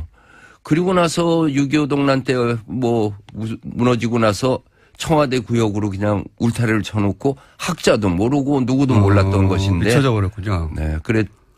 그래서 이게 노 대통령께 이런 곳입니다 그랬더니 그렇게 중요한 곳이냐고. 그러면 가져가라고. 그래갖고 경호구역을 스카이웨이, 북악 스카이웨이 위쪽으로 가져가 버리고 그걸 국민에게 개방시켜줬어요. 그렇군요. 그래가지고 이게 천연보호구역이 돼서 도롱뇽이 나와요, 거기에. 도롱뇽이 나와요. 지금도 거기 오는 사람들에게 네. 도롱뇽이 있으니 우리 놀라지 말라고. 네, 아니, 조용히 잘 다니자고. 도롱뇽한테 네. 놀라지 않도록. 거기 서울에 네. 창의문이라고 하는 그 세검정 가는 길에 그렇게 아름다운 그 등산 코스에 아름다운 그 폐허가 된 정자가 있는데 우리 공장장님도 정서적으로 예. 나하고 비슷한 게 있어서 화려한 절집보다 절도 스님도 없는 폐사지가 더 가슴에 오는 바가 있죠. 가슴에. 저리는 게 있지. 그렇잖아요. 근데 폐허 이게 좋아하긴 합니다, 저도. 폐허지. 예, 폐허 좋아하긴 합니다. 이태리 가서도 네. 폐허의 그 기둥들 나뒹구는 거가 더 멋있듯이 맞습니다. 여기 가면은 그냥 집이 있었던 주춧돌 쭉 있고 그리고 연못에 돌기둥 네. 4개 박혀 있는 것만 있는데 그거 참 서울 사람 큰 복이죠. 저도 말씀하신 게 생각나는 게 로마의 콜로세움이 있는데 네. 로마의 콜로세움 말고 터키 에피소스라고 있지 않습니까? 네네. 다 무너진 거. 네, 다 무너진데. 네, 거기가 더 멋있어요. 멋있죠. 저도. 네. 무너진 거 좋아합니다. 그 로마 답사에서도 맨 마지막에는 히드리아누스 그 정원이라고 해서 완전히 다 무너져서 기둥만 있는 곳을 내가 로마 답사기를 쓰면 마지막에는 그 폐허의 미학에 대해서 쓰고 싶은 마음이 이제 돈 있어요. 쓰시죠, 사모님하고. 돈을 먼저 그럴 거예요. 쓰시라고. 네. 자, 이게 2편까지고 네. 사실은 사람들이 제일 관심이 많은 건 3편이라면서요. 네. 성북동하고 인사동. 인사동하고 또 가회동, 가회동. 북촌, 통인동의 서촌. 제가 성북동에 살아가지고 관심이 그래? 많거든요, 동네가. 지금도? 지금 살고 있는데 성북동, 그러니까 인사동, 성북동, 과회동 이 동네가 뭐가 많아요, 구석구석에. 그렇죠. 근데 뭔지 모르겠어요. 네. 구석구석에 뭐가 많거든요. 네. 그거에 대해 그거에 사람들 대해서 얘기하자면은 네. 대도시의 경우에는 상징적인 거리가 있어요. 네. 그러니까 뉴욕에 간 사람은 소호라고 네. 하는 데를 가야 되고 네. 파리 가면 샹제리제를 가봐야지 네. 갔다 온 거고 뭐 북경 가면 왕부천 거리를 간다든지 전부 다 뭐 특색 있는 거리 하나씩 갖고 있는 게 도시의 품격인데 네. 우리 경우에는 인사동이라고 하는 참 좁은 골목이에요. 불가사의한 곳이 있는 거예요. 네. 인사동 좋죠? 네. 인사동에 뭐 볼 거 있냐고 그러면 찝을 수가 없어요. 네. 인사동 어딜 가면 좋으냐고 그러면 어느 집이 좋다고 얘기할 수가 없어요. 그게 인사동이 좋은 이유는 문예라고 그러죠. 그 예술의 향기가 있고 삶의 채취가 있는 거예요. 네. 사람들이 와서 서로 자기 쳐다보는 거예요. 사람이 좋은 거죠. 근데 인사동이 그렇게 연륜이 쌓여온 거에는 일제강점기 근대화 되면서 첫째는 고서점들이 들어왔죠. 네. 헌책방들이요. 네. 헌책방과 고서점은 달라요. 다른 헌책방은 거죠. 예. 옛날에 교과서 예. 2학년 책 팔아서 3학년 흔책 사고 그러던 예. 시절에 그 책방 예. 거기 그런 거는 청계천에 있었고 여기는 월인 청강지곡, 예, 오래된 훈민정음 이게 책들. 다 예. 이런 된 책들이 나오는 고서점들이 예. 있었고, 그 다음엔 이 표구점 동양화, 예. 그리고 화방들, 예. 그리고 나중에는 화랑이 생기고 고미술상이 생기고, 그 다음에는 그렇게 비싸지 않은 한정식 집들이 포진했단 말이에요. 네. 예전에 치면 선비들이 즐겼을 법한 한 곳이죠. 문기가 예. 있다고 그러죠. 예. 그런 거를. 그 문기 있는 것만 있는 것이 아니라 수도분하고 텁텁한 게 있단 말이에요. 예. 아주 깔끔한 고려청자 같은 것도 있는가 하면은 뚝배기 같거나 김치떡 같은 그런 정서를 담은 것도 있고요. 인사동은 그나마 많이 알려졌는데요. 네, 네. 나머지 뭐 가회동 또는 성북동 잘 모릅니다. 가회동은 집구경이에요. 큰 집들, 네. 저 백인제 가옥이라든지 휘겸제라든지 한옥들, 예. 그 한옥들의 집 언덕 위로 지붕들이 쫙 있는 그 한옥 골목길이 좋은 거고, 성북동은 예. 사실 저 인문답사입니다. 인문정신. 거기는 최순호 선생, 박태원 선생, 근원 김용준, 화가 수아 김한기, 만해 한용운, 생가들. 네, 네. 간송미술관, 간송미술관, 가구박물관, 성락원, 우리 문화사 속에 기라성 같은 분들의 자취가 왜 그 동네에 많이 살아셨을까요? 옛날엔 거기가 후진대거든요. 아. 그 도성 바뀌잖아요. 아. 한가한 곳이잖아요. 그게 있어서 간 게 아니라 없어서 간 사람들이. 아니 근데 그러면 네. 그 동네가 나중에 지금은 회장님 동네가 됐잖아요. 그 나중에 네 그렇죠. 그 어쩌다가 회장님 동네가 됐죠 나중에는? 아니 한남동은 안 그런가요? 달동네 같은 곳이 지금 회장님 동네가 됐죠. 한강 바라보는 데가. 그게 청와대가 가까워가지고. 아니 그거가 아니고 네. 이 일제 시대에 그렇게 됐나요? 아니 현대 사회로 들어오면서 네. 그 회장님들 부자들은 예. 오래된 부자들이 살지 않습니까? 그렇죠. 신흥 부자가 아니라. 오래된 부자라고 해도 저 자유당 때부터 부자죠. 자유당 때 시절. 일제 강점기의 부자가 아니죠. 이분들이 터 넓고 예. 공기 좋고 우선 저 자가용이 있으니까 예, 예. 시내에 바글거리는데 있을 필요가 없잖아요. 산을 올라가고. 그리고 거기는 저 땅값이 싸니까 여러 채 사가지고서는 그때는 쌌습니까? 쌌죠 그때. 그러니까 그때 사둘 걸. 그때 태어났어야지. 그 책은 언제 나옵니까? 지금 희망상은 내년에 빨리 내고 지금 한참 집필 중이시고요. 집필 중인데 3편. 지금 저 고민해 있는 것이 내년에 내가 쓰려고 한 책은 사실은 중국 답사기였어요. 중국 답사죠. 서울 편편부터 일단 끝내시죠. 아니 그 이유가 예. 상해 항주를 쓰는 소홍을 쓰려고 한 게 예. 상해 임시정부 100주년이잖아요. 아, 또 그렇게 있군요. 너무 하실 일이 너무 많은데. 이거. 그래서 돈을 언제 쓰지 이거?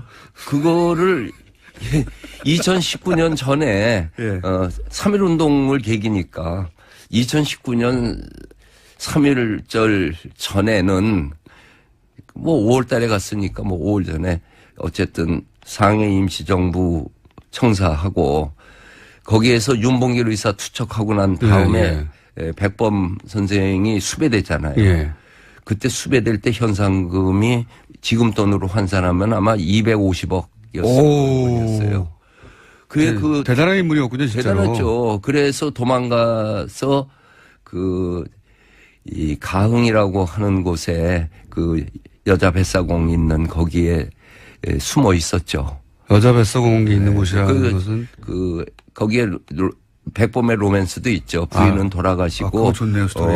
거기에서 위장을 해서 있었잖아요. 아, 뱃사공과 그랬는데 떠날 적에 예. 그 전별금이 돈이 없어가지고 네. 얼마 주지 못한 것이 내가 지금도 가슴이 아프다고 백범 일지에 나옵니다. 그 숨겨뒀던. 그 뱃사공을 찾아야 되겠네요. 네. 뱃사공에 돌아가셨죠. 후손들이랑. 그래서 있었던 곳 네. 그리고 나서 항주라고 하는 곳에 네. 임시정부를 옮겨갔어요. 네. 그래서 홍구공원에서 윤봉길 의사 투척하는 거. 예. 그리고 임시정부 청사, 백범 피난, 도피처. 그게 2019년까지 나와야 된다는 거죠? 기왕 나올 거면은 네. 우리가 좀 대한민국이 어떻게 성립됐는가에 조상들의 감사하는 마음. 그러면은 서울 3편까지만 하시고. 아니 3편이 늦더라도 이거를 먼저 해야 되느냐 네. 아니면은 난 모르겠어 하여튼 둘 다 해보려고 그래요. 그러니까 서울 4편은 나중에요. 이게 먼저. 저는 유일한 걱정은 네. 돈을 언제 쓰나. 이제 쓰셔야 하는데 네. 책만 계속 쓰시고. 근데 네. 나도 얼마인지 몰랐는데 네. 내가 문화재청장 했잖아요. 예, 예. 문화재청장 하니까 고위공직자 재산 등록이 필수잖아요. 그렇죠. 우리 마누라까지 하는 거거든요. 예, 그때 아셨구나. 그때 알았죠. 이렇게 많이 숨기고 있었어? 그때 아셨구나. 그러니까 그걸 돈으로 갖고 있더라고요. 어디다 쓴 게 아니고.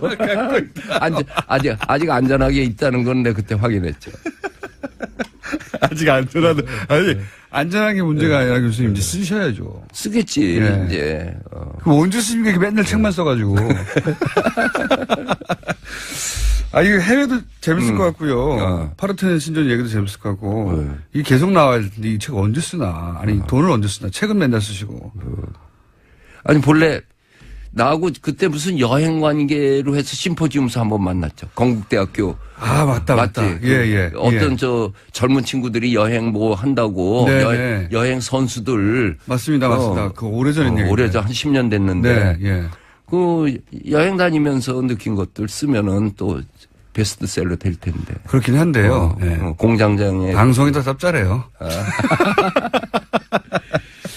저도 책 쓰고 싶긴 했는데, 이것저것 그동안 한 9년간은 하는 일이 너무 많았습니다. 그래도 알죠. 하는 일 많은 거가. 자, 여기 재밌는데, 저희가 또 모셔야 될 것 같은데, 이거. 네. 스토리 굉장히 재밌는데요. 자, 오늘은 맛배기로 여기까지 합니다. 맛배기로 여기까지 하고, 앞으로 3편도 나오고 4편도 나오고, 지금 1, 2편 이미 나와 있고요, 서울은. 그리고 이제 중국편도 곧 나올 것이고, 돈은 언제 쓰나, 다음 게 걱정하죠. 아니 뭐 인터뷰하자고 불러놓고 하나도 뭐 물어본 것도 없이 수다 떨다가 뭐 끝났다고 가라고. 이런 방송이에요. 네. 인터뷰는 저희가 이거 재밌으니까요. 주기적으로 모실게요. 주기적으로. 나 글 쓰는데 지장만 주지 말고. 돈을 더 많이 쓰실 수 있게. 좋겠죠? 유주학선 무주학불이라고 하는 것만 하나 배워두시면 돼요. 그거 술이 있으면은 신선을 배우고 술이 없으면 부처를 배운다. 저한테 부채를 하나 주셨는데 술이 있으면 신선을 배우고 술이 없으면 부처를 배운다. 네. 김어준님 열받을 때 붙이세요. 라고 부채에다가. 그리고 주셨습니다. 가기 전에 독자들에게 서비스로 한마디만 하고 싶습니다. 하시죠. 내 책을 보면은 여러 멋있는 얘기들이 많이 인용이 돼요. 뭐 사랑하면 알게 되고. 그건 멋진 문구입니다. 예. 멋진. 사랑하면 알게 되고 알면 보이나니 그때 보이는 것은 전과 같지 않으리라 하고 멋있죠. 아주 멋진 문구입니다. 이번 그 책에서 나오는 멋진 구절은 천리마 꼬리를 잡은 파리도 천리를 간다. 여기서 천리마는 선생님이고 아니 독자들이 파리라는 거죠. 네. 독자를 파리로 폄하하는. 그게 공자 제자 얘기인데 성균관에서 선생님 이제 가셔야 돼요. 다음 코너거든요. 네, 그래요? 나 할 얘기 많은데 아직도. 아니면 여기 써 있는 거 하나도 안 물어보고 딴 얘기만 하다가 이제 가라고 그러네. 네. 여기 있는 얘기들은 다 책 보면 나오는 얘기 아니에요? 그래요? 네. 책을 사서 보시면 되고요. 네. 그 책을 이런 분이 쓰셨다는 거, 얼마나 재밌겠냐는 거, 그것만 알려주면 됩니다. 자, 지금까지 서울문화유산 답사기 서울편을 내신 2편까지 되셨습니다. 이홍준 교수님이었습니다. 감사합니다. 감사합니다. 오늘 여러모로 엉망진창으로 진행되고 있는 특집 임상훈 인문결 연구소 소장님 나오셨습니다. 안녕하십니까? 네, 안녕하십니까? 네, 제가 교통통신원들 이름도 막 헷갈리고 순서도 헷갈리고 엉망진창으로 진행되고 있어서 아주 기분이 좋아요. 추석 특집이니까. 네. 자, 이제 읽어주십시오. 네, 이제 추석 특집인데 저한테 이제 이거까지 읽어드리겠습니다. 김어준의 뉴스공장 추석 교통 특집 방송 명절 특근은 대한민국이 아끼는 물 제주 삼다수 올해에도 가족을 위해 국가건강검진 꼭 받으세요. 국민건강보험공단. 서민의 원스톱 금융파트너 1397 서민금융통합지원센터. 도착은 빠르게 가는 길은 편하게 U+1 내비. 고향 가는 길 안전운전이 최고의 보험입니다. 더 K 손해보험 에듀카. 귀성길 피곤할 땐 든든한 비락 식혜로 재충전 비락 식혜. 국민과 함께하는 든든한 행복 에너지 한국전력에서 함께 해주고 계십니다. 고생하셨고요. 예. 이제 끝낼까요? 거의 끝날 시간 됐네요. 네. 네. 한참 하고 났더니, 읽는데 1분 걸리고 9분 남았습니다, 이제. 네. 9분으로 우리가 국제정세에 대해서 얘기해야 되는데, 어디로 갈까요? 갈 곳이 많아요. 9분 동안 뭘 할 수 있을까요? 9분 동안, 우리나라 하죠, 그냥. 우리나라. 얘기. 우리나라 이야기요? 예, 우리나라, 이게 북한 관련 네. 대북 뉴스도 많으니까. 예. 뭐 시작할 때 우리 말씀을 하셨더라고요. 뭐 지금 틸러슨 장관이 중국에도 또 가서 이제 이야기하고 그런 상황에서 국무부하고 백악관하고 조율을 하고 간 건지 아니면 공장장님 얘기처럼 일부러 그러는 건지. 저는 처음에는 트럼프 대통령이 이제 자신 참모들과 대화가 없다. 아니 미국 언론들도 그렇게 많이 얘기했고요. 네. 네, 이게 갈린다. 이게 근데 이렇게까지 몇 달 동안 반복될 수가 있겠는가. 해도 해도 너무하니까. 해도 너무하니까. 이건 짜고 하는 건 아닌가 이런 네. 충분히 의심을 할 수가 있는 것이. 네. 그래서 저도 과연 미국의 특히 저는 오늘 작심하고 좀 공화당 얘기를 좀 해볼까 싶은데요. 공화당 얘기. 네, 공화당이 정권을 잡을 때마다 그러니까 백악관을 들어가는 것뿐만 아니라 의회를 장악할 때마다 한 어깃장을 놓는 이 모습들이 그러니까 한두 번이면은 뭐 당시의 어떤 전략상 혹은 뭐 정세상 그런가 보다 하겠는데 근 20여 년 동안 이 공화당의 이게 대북 정책을 보면은 도대체 이게 우리나라의 동맹국이라고 할 수가 있나 싶은 생각들이 드는 그런 일들이 많이 있습니다. 지금 사실 우리나라에서 이제 보수 정권이 잡으면 저쪽이 상대적으로 좀 진보적인 정권이 들어서고 이게 엇박자가 네. 계속 몇십 년째 이어지고 있어요. 네, 맞습니다. 네. 참 어떻게 보면 구군이 안 따라주는 그런 결과라고 할 수가 있을 수도 있는데요. 그러니까 우리가 뭐 비슷한 우리 한 근 20년 그러니까는 경험을 하신 분들이 많이 있겠지만 기억을 아마도 좀 가물가물하실 것 같아서 제가 한번 몇 가지만 정리를 한번 해볼게요. 공화당이 대북 정책을 어떻게 망쳐왔는가. 네. 네. 기억을 많이들 하실 겁니다. 이제 어느 정도 연배가 있으신 분들은 80년대 말, 1980년대 말, 90년대 초 그때가 어땠냐면은 이제 유럽의 동구권이 무너지고 소련이 무너지고 그럴 당시 아니겠습니까? 네. 그러면서 차우세스쿠가 처형되고 이런 거를 북한이 보면서 큰일 났다 싶은 거죠. 그러면서 90년대 초반에 그러니까 좀 더 정확하게 얘기하자면은 92년도 1월에 북한의 김용순이 미국의 국무차관 켈트를 만납니다. 그러면서 남한의 미군 주군을 인정할 수도 있으니까 우리가 인정해 줄 테니까 대신에 북미 수교를 하자 제안을 당시로서는 파격적인 제안을 하죠. 근데 미국이 거절을 합니다. 그러면서 북한은 누구를 떠오르겠습니까? 차우세스쿠를 떠오릅니다. 그러면서 안 되겠다. 우리는 핵밖에 살 길이 없다라고 그때부터 핵 개발을 시작을 하죠. 그러면서 93년 2월에 NPT 탈퇴를 선언을 하게 됩니다. 그러니까 이게 자꾸 이제 물론 북핵은 우리 입장에서는 절대 인정할 수 없는데 네. 사실상 핵 보유국으로 가고 있는 것이다라는 이제 구체적인 평가도 이미 많이 있고요. 근데 네. 이제 그 출발을 북미 관계에서 되돌아보면 네. 최초의 소위 평화협정을 지금은 전쟁 끝난 지가 지금 거의 70년 가까이 되는데 네. 평화협정을 전쟁 끝나고 70년 가까이 맺지 않은 전쟁이 없어요. 그렇죠.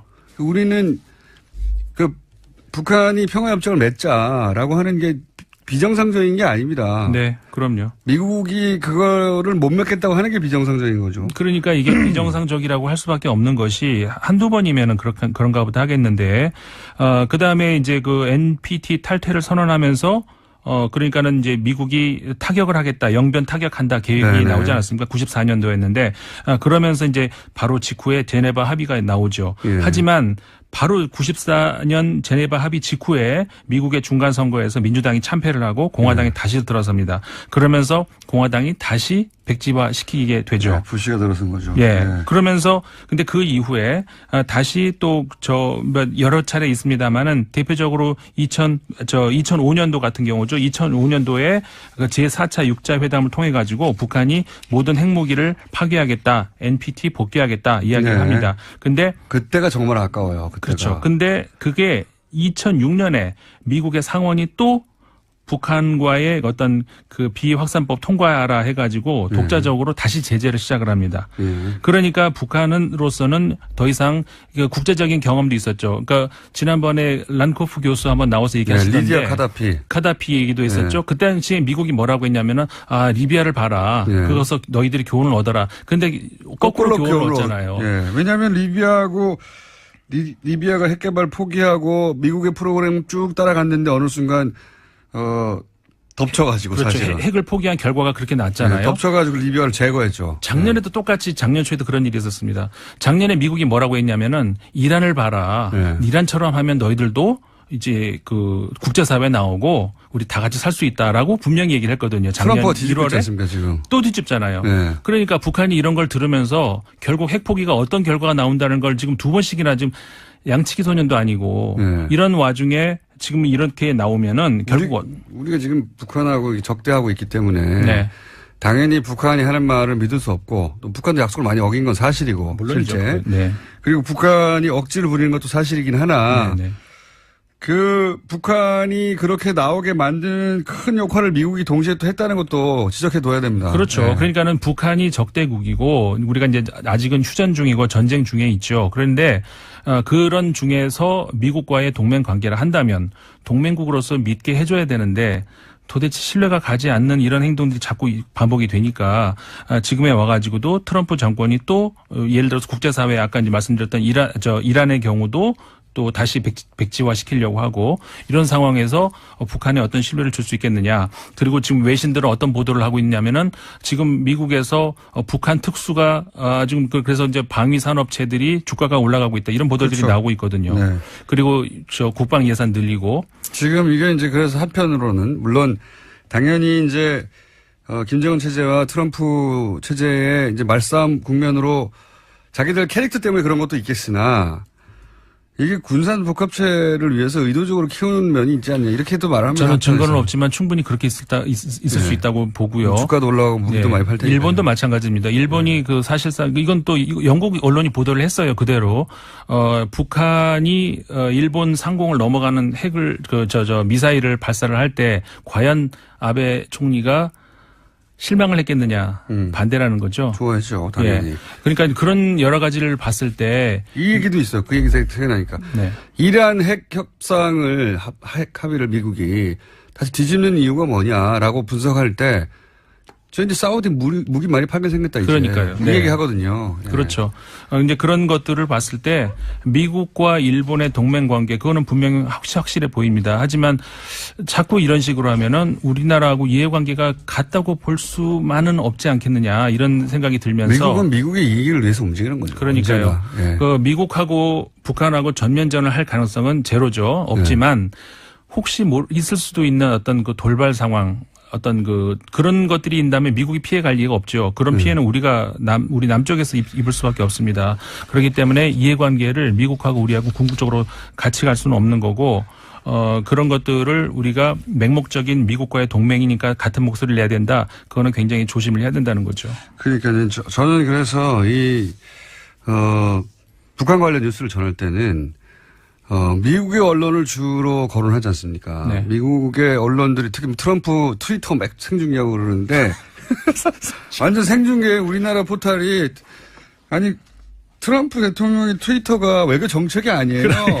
자다가 일어나서 휴대폰에다 쓰는 몇 줄. 새벽에 방 안에서 쓰는 그 몇 줄을 몇 줄 갖다가 멘트에 단상에 불과한 것을 막 미국 전체 정책이 왔다 갔다 하는 것처럼 호들갑 떠는 것도 웃기지만 네.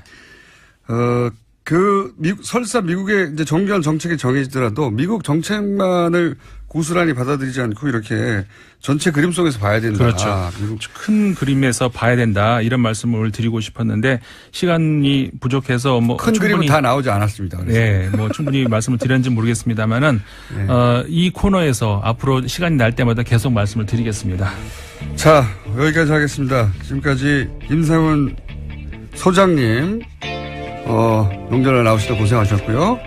제 협찬 멘트 하나 있네요. 생활 속 불합리한 차별, 법제처에 신고하세요. 차별법령신고센터에서 뉴스공장 함께 해주셨습니다. 내일 뵙겠습니다. 안녕하세요. 김호준입니다. 지난 토요일 SBS 그것이 알고 싶다. 140억은 누구의 돈인가 편에서 지상파 TV에서는 처음으로 BBK 사건을 본격적으로 다뤘습니다. 핵심 내용은 주가 조작에 속아 천억대 피해를 본 개인 투자자들의 돈을 재판의 승소에 드디어 되돌려받을 수 있게 된 그 돈을 다스라는 회사가 중간에 받아가 버렸다는 겁니다. 다스는 소속에서 졌는데 말이죠. 뉴스공장에서도 몇 주째 다루고 있는 내용입니다. 지난 2007년 대선 당시 BBK 사건은 특검까지 했었습니다. 그 결론에 동의하지 않는 많은 이들이 존재하나 일단 그렇게 일단락됐죠. 하지만 이 140억은 그 이후에 벌어진 일입니다. 재수사의 대상이 될 수 있는 겁니다. 이 돈이 왜 다스러 왔을까요? 이명박 정부의 청와대 민정과 외교부는 왜 이 돈을 다스가 되돌려받도록 도왔을까요? 저는 오늘도 이명박 전 대통령에게 묻습니다. 다스는 누구 겁니까? 김호준의 질문이었습니다.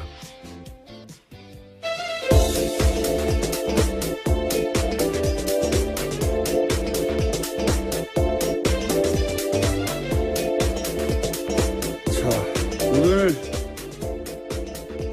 추석 교통 특집 방송으로 진행되고 있습니다. 네. 네, 시사인 김은지입니다. 안녕하세요. 네. 교통 특집 방송인데 제가 아침에 오다 보니까 길이 차가 없어요. 네, 이제 연휴가 시작됐죠. 긴 연휴입니다. 이렇게 교통 특집 방송이면 저희가 하긴 고속도로는 상황이 다를 수 있겠습니다. 시내는 텅텅 비었습니다.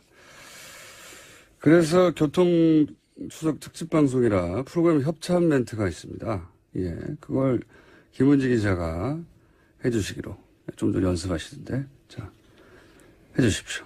네, 김어준의 뉴스공장 명절 특근, 대한민국이 아끼는 물 제주 삼다수, 올해에도 가족을 위해 국가건강검진 꼭 받으세요. 국민건강보험공단, 서민의 원스톱 금융파트너 1397 서민금융통합지원센터, 도착은 빠르게 가는 길은 편하게 U+1 원내비, 고향 가는 길 안전운전이 최고의 보험입니다. 더케이 손해보험 에듀카, 귀성길 피곤할 땐 든든한 비락식혜로 재충전 비락식혜, 국민과 함께하는 든든한 행복에너지 한국전력에서 함께 해주고 계십니다.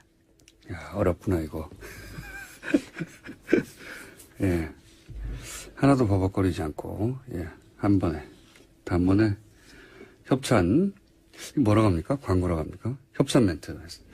수고하셨습니다. 예. 자, 그럼 들어가 주세요. 할 일 다 한 것 같은데요. 자, 첫 뉴스는, 저희는 열흘간의 휴가지만, 예. 휴가라기보다 뭐라 그러죠? 공휴일. 네, 예. 연휴가 시작되죠. 연휴가 시작되지만, 세계는 여전히 돌아가고 있습니다. 자, 첫 번째 뉴스는 뭡니까? 네, 중국을 방문한 렉스 틸러슨 미국 국무장관이 미국은 북한과의 대화 채널을 열어두고 대화 가능성을 타진하고 있다고 밝혔습니다. 틸러슨 장관은 9월 30일 베이징에서 시진핑 중국 국가주석 등과 만난 이후에 기자들과 한 말인데요. 그는 북한과 소통 라인을 가지고 있다. 블랙아웃 같은 암담한 상황은 아니다. 라면서 북한과 두세 개 정도의 채널을 열어두고 있다라고 설명했습니다. 이 상황은 계속해서 반복되고 있는데, 그렇게 되면 또 트럼프 대통령이 또 세게 말하고. 네, 이미 트위터에 그렇게 썼습니다. 예, 그러면 또 진정시키고. 이거를 틸러슨 장관 혹은 뭐 트럼프 대통령과 참모들 간의 어떤 불화나 소통 부재나 이렇게 보는 시각이 여전히 존재하는데 저는 뭐 짜고 치는 고스톱이라고 봅니다. 이제는. 한두 번이 아니라 몇 달째거든요. 짜고 치는 고스톱이라고 보고. 근데 이렇게 거칠게 구석을 짜고 치는 건 처음 보네요. 그리고 이제 이렇게 틸러슨 국무장관이, 의료 치면 외무장관이죠. 예. 국무장관이, 북한, 그러니까 중국을 만나고 북한과 대화하겠다 이런 내용을 얘기하니까 우리 보수 야당에서는 이제, 코리아 패싱. 예, 계속 그 주장을 하고 있습니다. 문재인 패싱이라고 하는데 저로서는 참 이 주장은 이게 표준어인가요? 얼척이 없다는 게? 어떤 의미인지는 알겠습니다. 왜냐하면은 그 대북 제재와 대화를 병행하겠다라고 얘기했을 때 보수 야당에서는 지금이 대화할 때가 아니라고 했었어요. 그 맥락에서 지금 할 말은 미국을 공격하거나 그래야 되는 것이고 지금 패싱한다는 얘기는 왜 우리는 대화 안 하냐는 여기에 깔려 있는 거 아닙니까 전제가. 게다가 모든 대화 채널을 다 없앤 게 본인들이에요. 예? 모든 대화 채널을 다 없애버렸어요. 그래서 지금 휴전선에서 확성기로 이 대화가 있지 않습니까 북한이랑. 예. 본인들이 다 없애버린 겁니다. 지난 9년 동안. 그게 비판이 말이 안 되는 거죠. 이네요. 예. 예, 도와드린 겁니다. 그 당시에 그 의구심에 나름의 근거가 있었어요. 그 민정수석이 정동기 민정수석이셨습니다, 그때. 예. 이분이 누구냐면 2007년 대선 한나라당 경선 때 도곡동 땅 실제 주인이 누구냐로 아주 크게 논란이 됐던 적이 있죠. 예.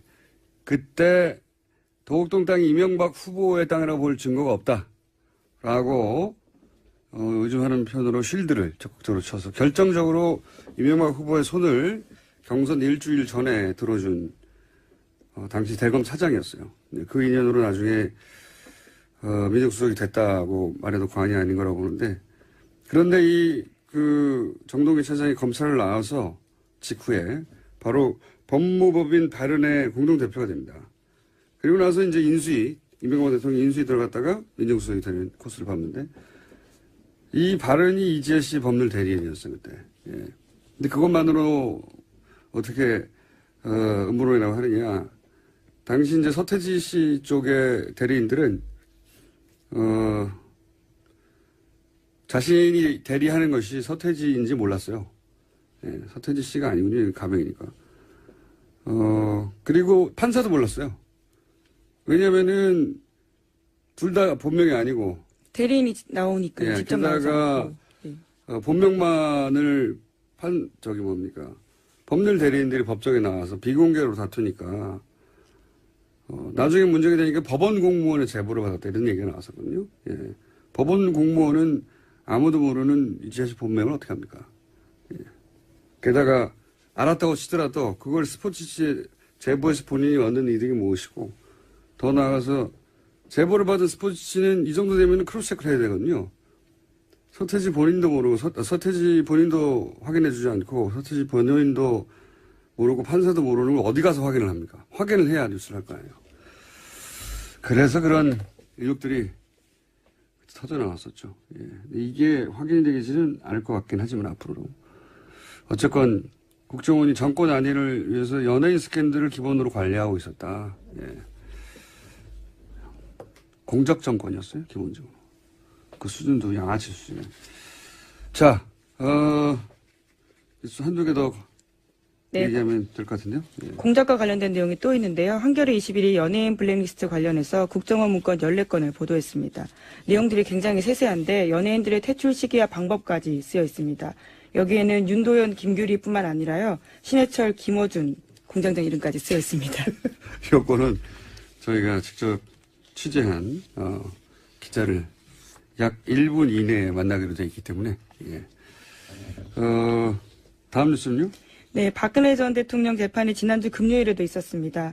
여기서 나온 증언이 굉장히 눈길을 끄는데요. 박원호 전 승마협회 전무의 폭로가 있었습니다. 박상진 전 삼성전자 사장이 정유라 씨 승마 지원과 관련해서 VIP란 말을 언급하면서 박근혜 전 대통령이 시킨 일이다라고 했다는 겁니다. 뿐만 아니라 박 전 전무는 세상에 알려지면 탄핵감이기 때문에 입 조심하라는 말도 들었다라고 밝혔습니다. 박근혜 대통령이 말 사주라고 했는데 그게 알려지면 탄핵감이다. 그리고 당신 입 열면 죽는다. 저는 여기서 죽는다는 사회적으로 매장이 아니라 진짜로 죽는다라는 의미였을 수 있다. 이런 생각이 드는데 이 박원호 핵심이죠, 사실은. 예. 네, 정유라 씨 승마코 지역이기도 예. 했고요. 어릴 때부터 관계를 맺어왔고,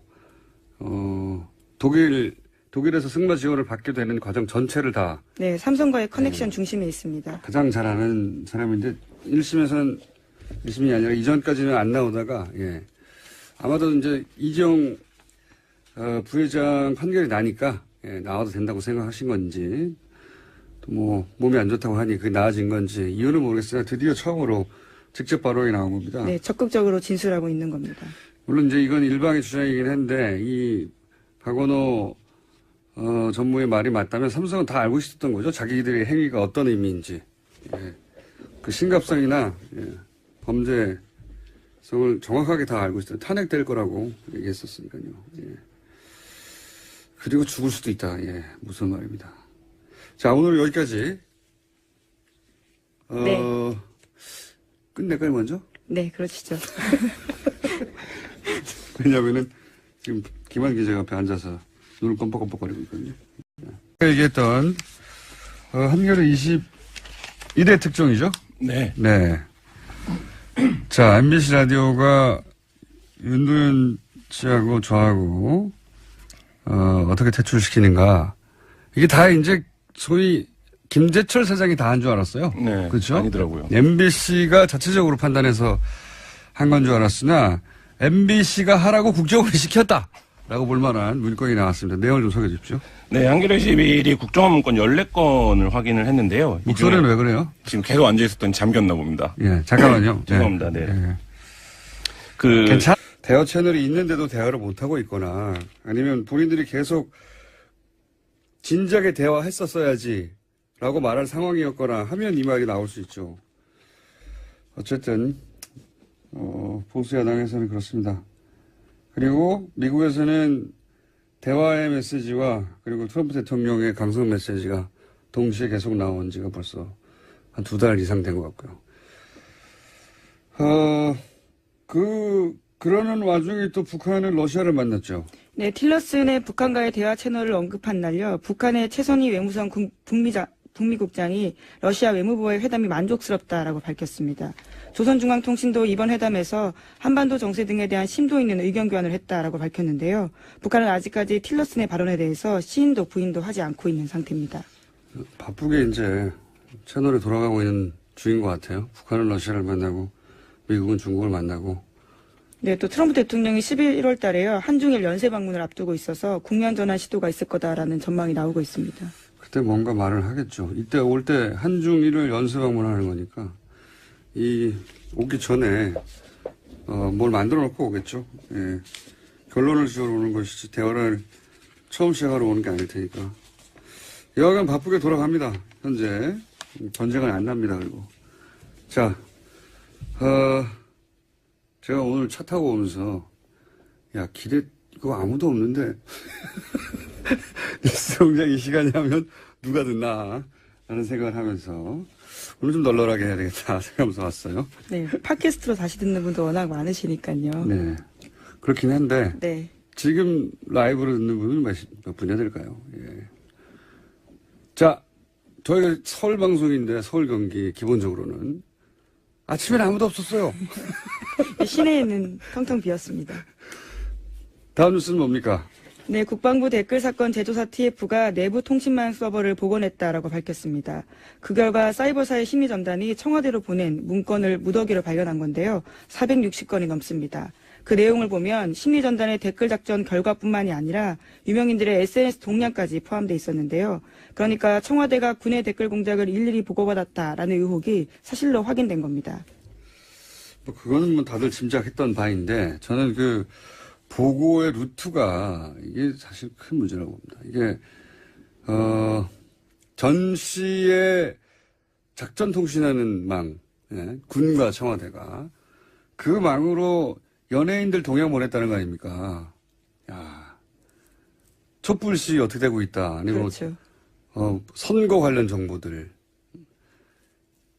이 망이 국방부와 청와대 사이에 기본적으로 전쟁이 났을 때나 위기 상황에 작전 통신하는 비밀망인데 이런 걸로 이거 했다는 겁니다. 연예인들이 지금 어떻고.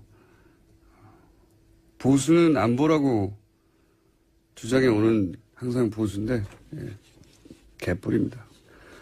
다음 뉴스는요. 네, 이번엔 또 국정원 관련된 소식인데요. 이명박 정부의 국정원이 블랙리스트에 오른 연예인의 마약 투약서를 퍼뜨릴 계획을 세웠다고 합니다. 검찰은 이 계획을 수립하는데 청와대 지시가 있었는지와 계획이 실제 실행됐는지 수사하고 있는데요. 원세훈 원장 시절 국정원은 심리전단 등을 동원해서 기욱 씨가 프로포폴을 투약했다는 소문을 인터넷과 증권과 찌라시에 유포한다라는 계획을 세워서 상부에 보고했습니다.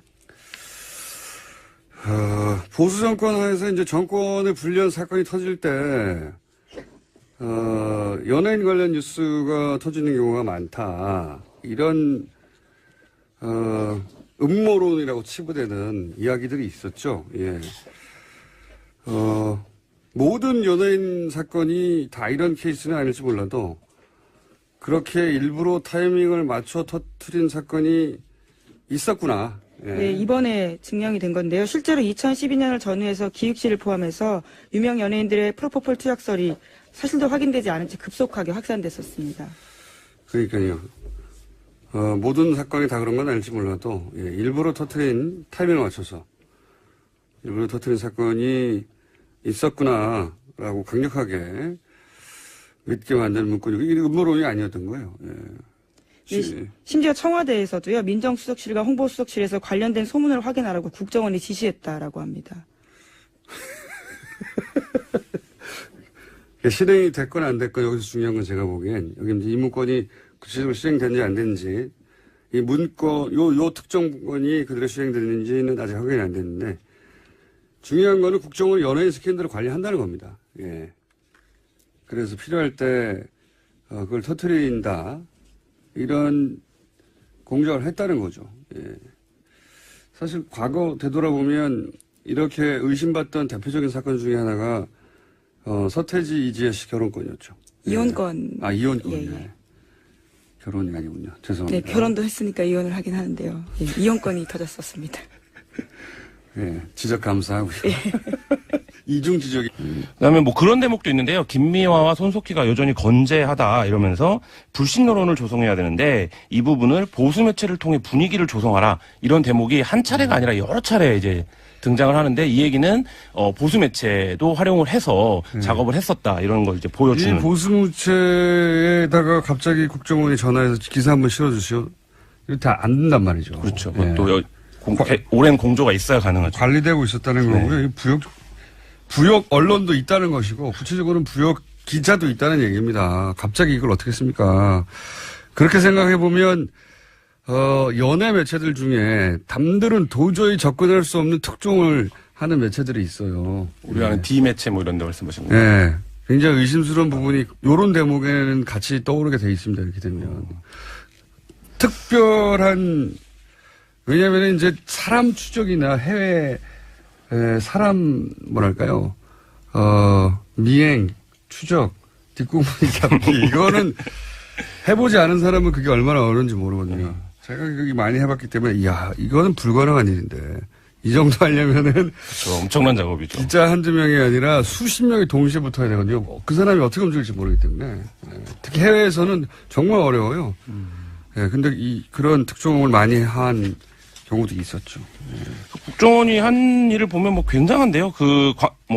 박미선 코미디언 박미선 씨 가수 이하늘 씨에 대해서는 광고주에게 모델 교체를 압박해야 된다. 광고주 압박. 예, 이렇게 지시하기도 하고 그다음에 저는 이게 좀 재밌었는데 연예인을 온건좌파랑 강성좌파로 구분을 합니다. 그래서 지금 이 시기에 82명이 블랙리스트에 올랐다라고 하는데 13명은 비교적 좌파 성향이 덜한 온건좌파로 분류를 하고 뭐 문성군, 권혜요, 명계남, 신해철, 윤도현, 김미아 등은 69명은 강성좌파다. 근데 이들을 어떻게 하냐면 온건좌파는 포섭을 합니다. 그래서 포섭을 해서 간첩으로 생각했구나 완전히. 네, 공익 광고 정도는 할 수 있게 해줘라. 뭐 이런 얘기니까 우리 말을 들으면 하고 이게 또 재밌는데 간접 제재로 분량을 축소해라 이런 얘기를 합니다. 근데 이거는 사실 국정원이 출연을 금지시키는 거는 윗선을 통해서 할 수 있겠지만 분량을 축소한다 이것은 출연을 하게 해주되 나오는 분량을 줄여라 이런 것까지 이제 국정원이 컨트롤을 했다는 건데 이해가 안 가더라고요.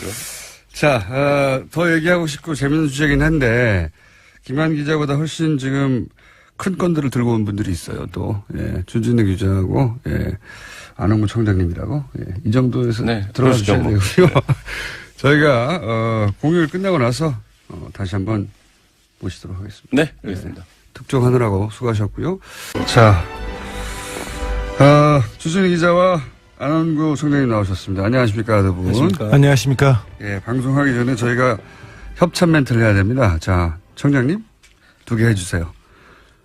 여자의 꿈 알카메디에서 수소 알칼리 한원수기 20년 전통식품 명가 주식회사 사홍원에서 온라인 상품권 네, 더더 하나입니다. 매트의 명가 파크론에서 IoT 스마트홈 온수 매트. 자, 그 다음은 주진우가 합니다. 주진우 기자가.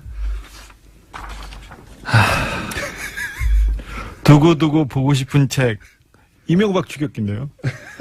길벗 어린이에서 그림도서 세트. 그리고 이태리 명품 구두 바이네르에서 구두 증정권 드립니다. 자, 저희 세 사람이 이렇게 별걸 다 시켜. 협찬 멘트를 했기 때문에 이 협찬 멘트 관련해서 단가가 더 올라가도록 하겠습니다. 자, 길거리가 텅텅 비었는데 두 분은 또 나오셨습니다. 라이브 하러. 오시는데 텅텅 비었었죠. 그렇습니다. 자, 오늘은 어떤 이야기입니까? 저희가 이때까지 이제 긴 이야기를 해왔는데, 지난, 토요일이죠. 그것이 알고 싶다 해서 저희가 했던 이야기가 좀 압축돼서 나왔어요. 드디어 나오기 시작했습니다. 드디어 나오기 시작했습니다. 저희가 140억 돌아간 얘기를 그렇게 한 달 내내 했는데, 그 이야기를, 물론, 저희가 하기 전에 SBS 그것이 알고 싶다 팀에서도 그런 걸 다루려고 생각하고 있을 수도 있죠. 있는데, 왜? 자, 저희가 방송을 한 이후에 나왔습니다. 어쨌든. 한 달 가까이 한 이후에. 유일하죠. 현재까지는. 네, 유일한 매체입니다. 앞으로도 훌륭합니다. 대기하고 네. 있습니다. 네, 앞으로도 다른 미디어들도 이제 할 수 있겠죠. 이게 BBK 사건은 사실 당시 특검으로 일단락 되었다. 법적으로는. 이렇게 생각하는 사람들이 많았어요. 근데 그 결론에 동의하지 못하더라도 야, 이걸 다시 또 특검하거나 하기는 어렵다. 근데 140억은 그 이후에 벌어진 일입니다. 네, 그렇습니다. 2011년 2월, 그러니까 이명박 정부 들어서 이명박 대통령이 청와대에 있을 때 해결한 사건입니다. 직접 그러니까요. 해결했습니다. 이게 이제 그 이후에 벌어진 사건이고 정황이기 때문에 BBK 사건 그 자체하고는 별도로 이 돈이 왜 돌아왔는지 수사할 만한 대상이 될 만한 일이 벌어졌어요. 사실 이명박 그 BBK 수사를 했고 이명박 오늘은 널널하고요. 차도 없더라고요. 말씀하신 대로. 우리끼리 방송한다고 생각하시면 되고요. 2011년 7월에 작성한 MBC 좌편향 출연자 조기 퇴출 확행 보고서라는 걸 저희가 입수를 했는데요. 여기 중요한 표현입니다. 확행이. 그러니까 이게 기수를 아마 확행이라고 썼던 것 같아요. 실행은 이제 미수를 말하는 것 같고, 확행은 이제 확실히 행해졌다 뭐 이런 의미인 거잖아요. 확행은 확실히 행했다 이런 거 아닙니까? 네, 그렇죠. 그러니까 이제 잘 안 쓰는 말인데 일반적으로 어쨌든 이 확행 보고서를 보면 4월에 김미화, 7월에 김여진을 하차시키고 후속 조치로 윤도현, 김규리를 8월경에 교체한다. 그리고 10월 가을 개편에 신해철, 김어준도 하차시켜서 순차적으로 물갈이 방침 이렇게 적혀 있습니다. 그래도 제가 제일 늦게 하차되네요. 이 방송을 5월 달에 시작하셨더라고요. 제가 보니까. 근데 이미 7월에 해고가 확정이 되셨던 거예요.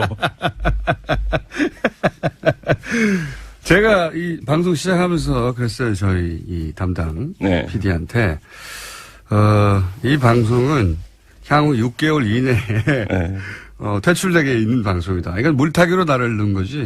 나는 6개월 이상 갈 수가 없다. 그래서 근데 그 PD는 당시에 무슨 소리냐 열심히 잘하면 인기 있으면 된다라고 해서 실제 저희가 이 다운로드도 1위도 하고 막 그랬어요. PD가 먼저 다른 데로 날아가고 그 다음에 이제 그런데 나보다 먼저 PD가 한 명이었거든요. 30분짜리였기 때문에 PD가 한 명인데 PD가 갑자기 없어졌어요. 저보다 먼저 PD가 잘려서 PD 본인은 모른 채 어느 날 딴 데로 발령이 나와버렸어요. 그렇더라고요. 5월 21일인가 방송을 시작하셨는데 7월 달에 이미 국정원에서 10월에 해고시키기로 결정을 하고. 그리고 나서 PD가 잘리고요. PD 한 명이 있는데 PD가 잘려서 저밖에 안 남았어요. 이때 사실 이때 화제는 윤도현 씨가 두시에 네. 데이트가 굉장히 인기가 있을 때였는데 윤도현 씨가 석연치 않게 이제 그만둬왔고 그 당시에 뭐 윤도현 씨 프로에 제가 고정으로 또 하고 있었거든요. 그래가지고 윤도현 씨한테 제가 그랬어요. 제가 이 방송에 고정으로 나오는 한 당신의 퇴출을 빨라질 것이다. 어쨌든 했는데 이 보고서대로 윤도현 씨는 9월경에 그리고 그 공장장은 10월에 하차 퇴출이 됐죠. 이때 말들이 많았죠. 네, 그렇죠. 예. 근데 이제 퇴출시키는 모양새가 아닌 척 하려고 다른 시간대로 가라. 라는 제스처를 취했고요. 물론 실제 그런 마음은 없었을 거라고 봅니다. 왜냐하면 퇴출 이렇게 되면 또 공격을 받을 수 있으니까. 근데 이제 당연히 다른 시간대는 안 맞으니까 프로그램 성격도 안 맞고. 그래서 주병진 씨가 그때 잠깐 왔죠. 아, 맞아요. 주병진 씨가 복귀하는 걸로 그 퇴출 여론을 좀 덮었던 예. 그 시기인데요. 그것까지도 저는 다 계획되어 있었을 거라고 봅니다. 예. 네, 주병진 씨의 갑작스러운 복귀도 그때 좀 화제가 됐었었죠. 주병진 씨의 잘못은 아니죠. 네, 아니죠. 예. 예. 국정원이 이제 낙점한 거라고 봅니다. 저는 그런 식으로. 이게 방송국 차원에서 진행된 게 아니라 방송국을 장악해 가는 과정 전체를 국정원이 로드맵을 짜고. 그렇죠. 예. 예. 그리고 구체적으로 누구는 언제를 다 정해놓고 있었다는 거죠. 예. 그것 외에도 굉장히 좀 그야말로 방송국을 경영했다고 해도 과언이 아닐 정도로 그리고 연예인들에 대한 여론조원 실제 전체를 총괄했다고 과언이 아닐 정도의 내용들이 있는데요. 연예인별로 방법을 달리해서 공격하는 얘기들이 아주 디테일하게 적혀 있습니다. 예를 들면요? 예를 들어서 방송이 김구라 씨와 김장훈 씨는 이제 VIP에 대해 언어 테러를 가했다, 뭐 국가 원수 명예를 침취시켰다 이렇게 지적이 되어 있는데 이들의 내가 경우에는 맨날 하던 짓인데. 안티 세력을 활용한 위축 이렇게 적혀 있습니다. 대응 안티세력은 이건 네. 이제 그 김규리 씨를 향해서 예를 들어서 SNS나 게시판이나 트윗이나 끊임없이 공격했거든요. 그렇죠. 네. 이거 받으면 대부분 위축됩니다. 저 빼고.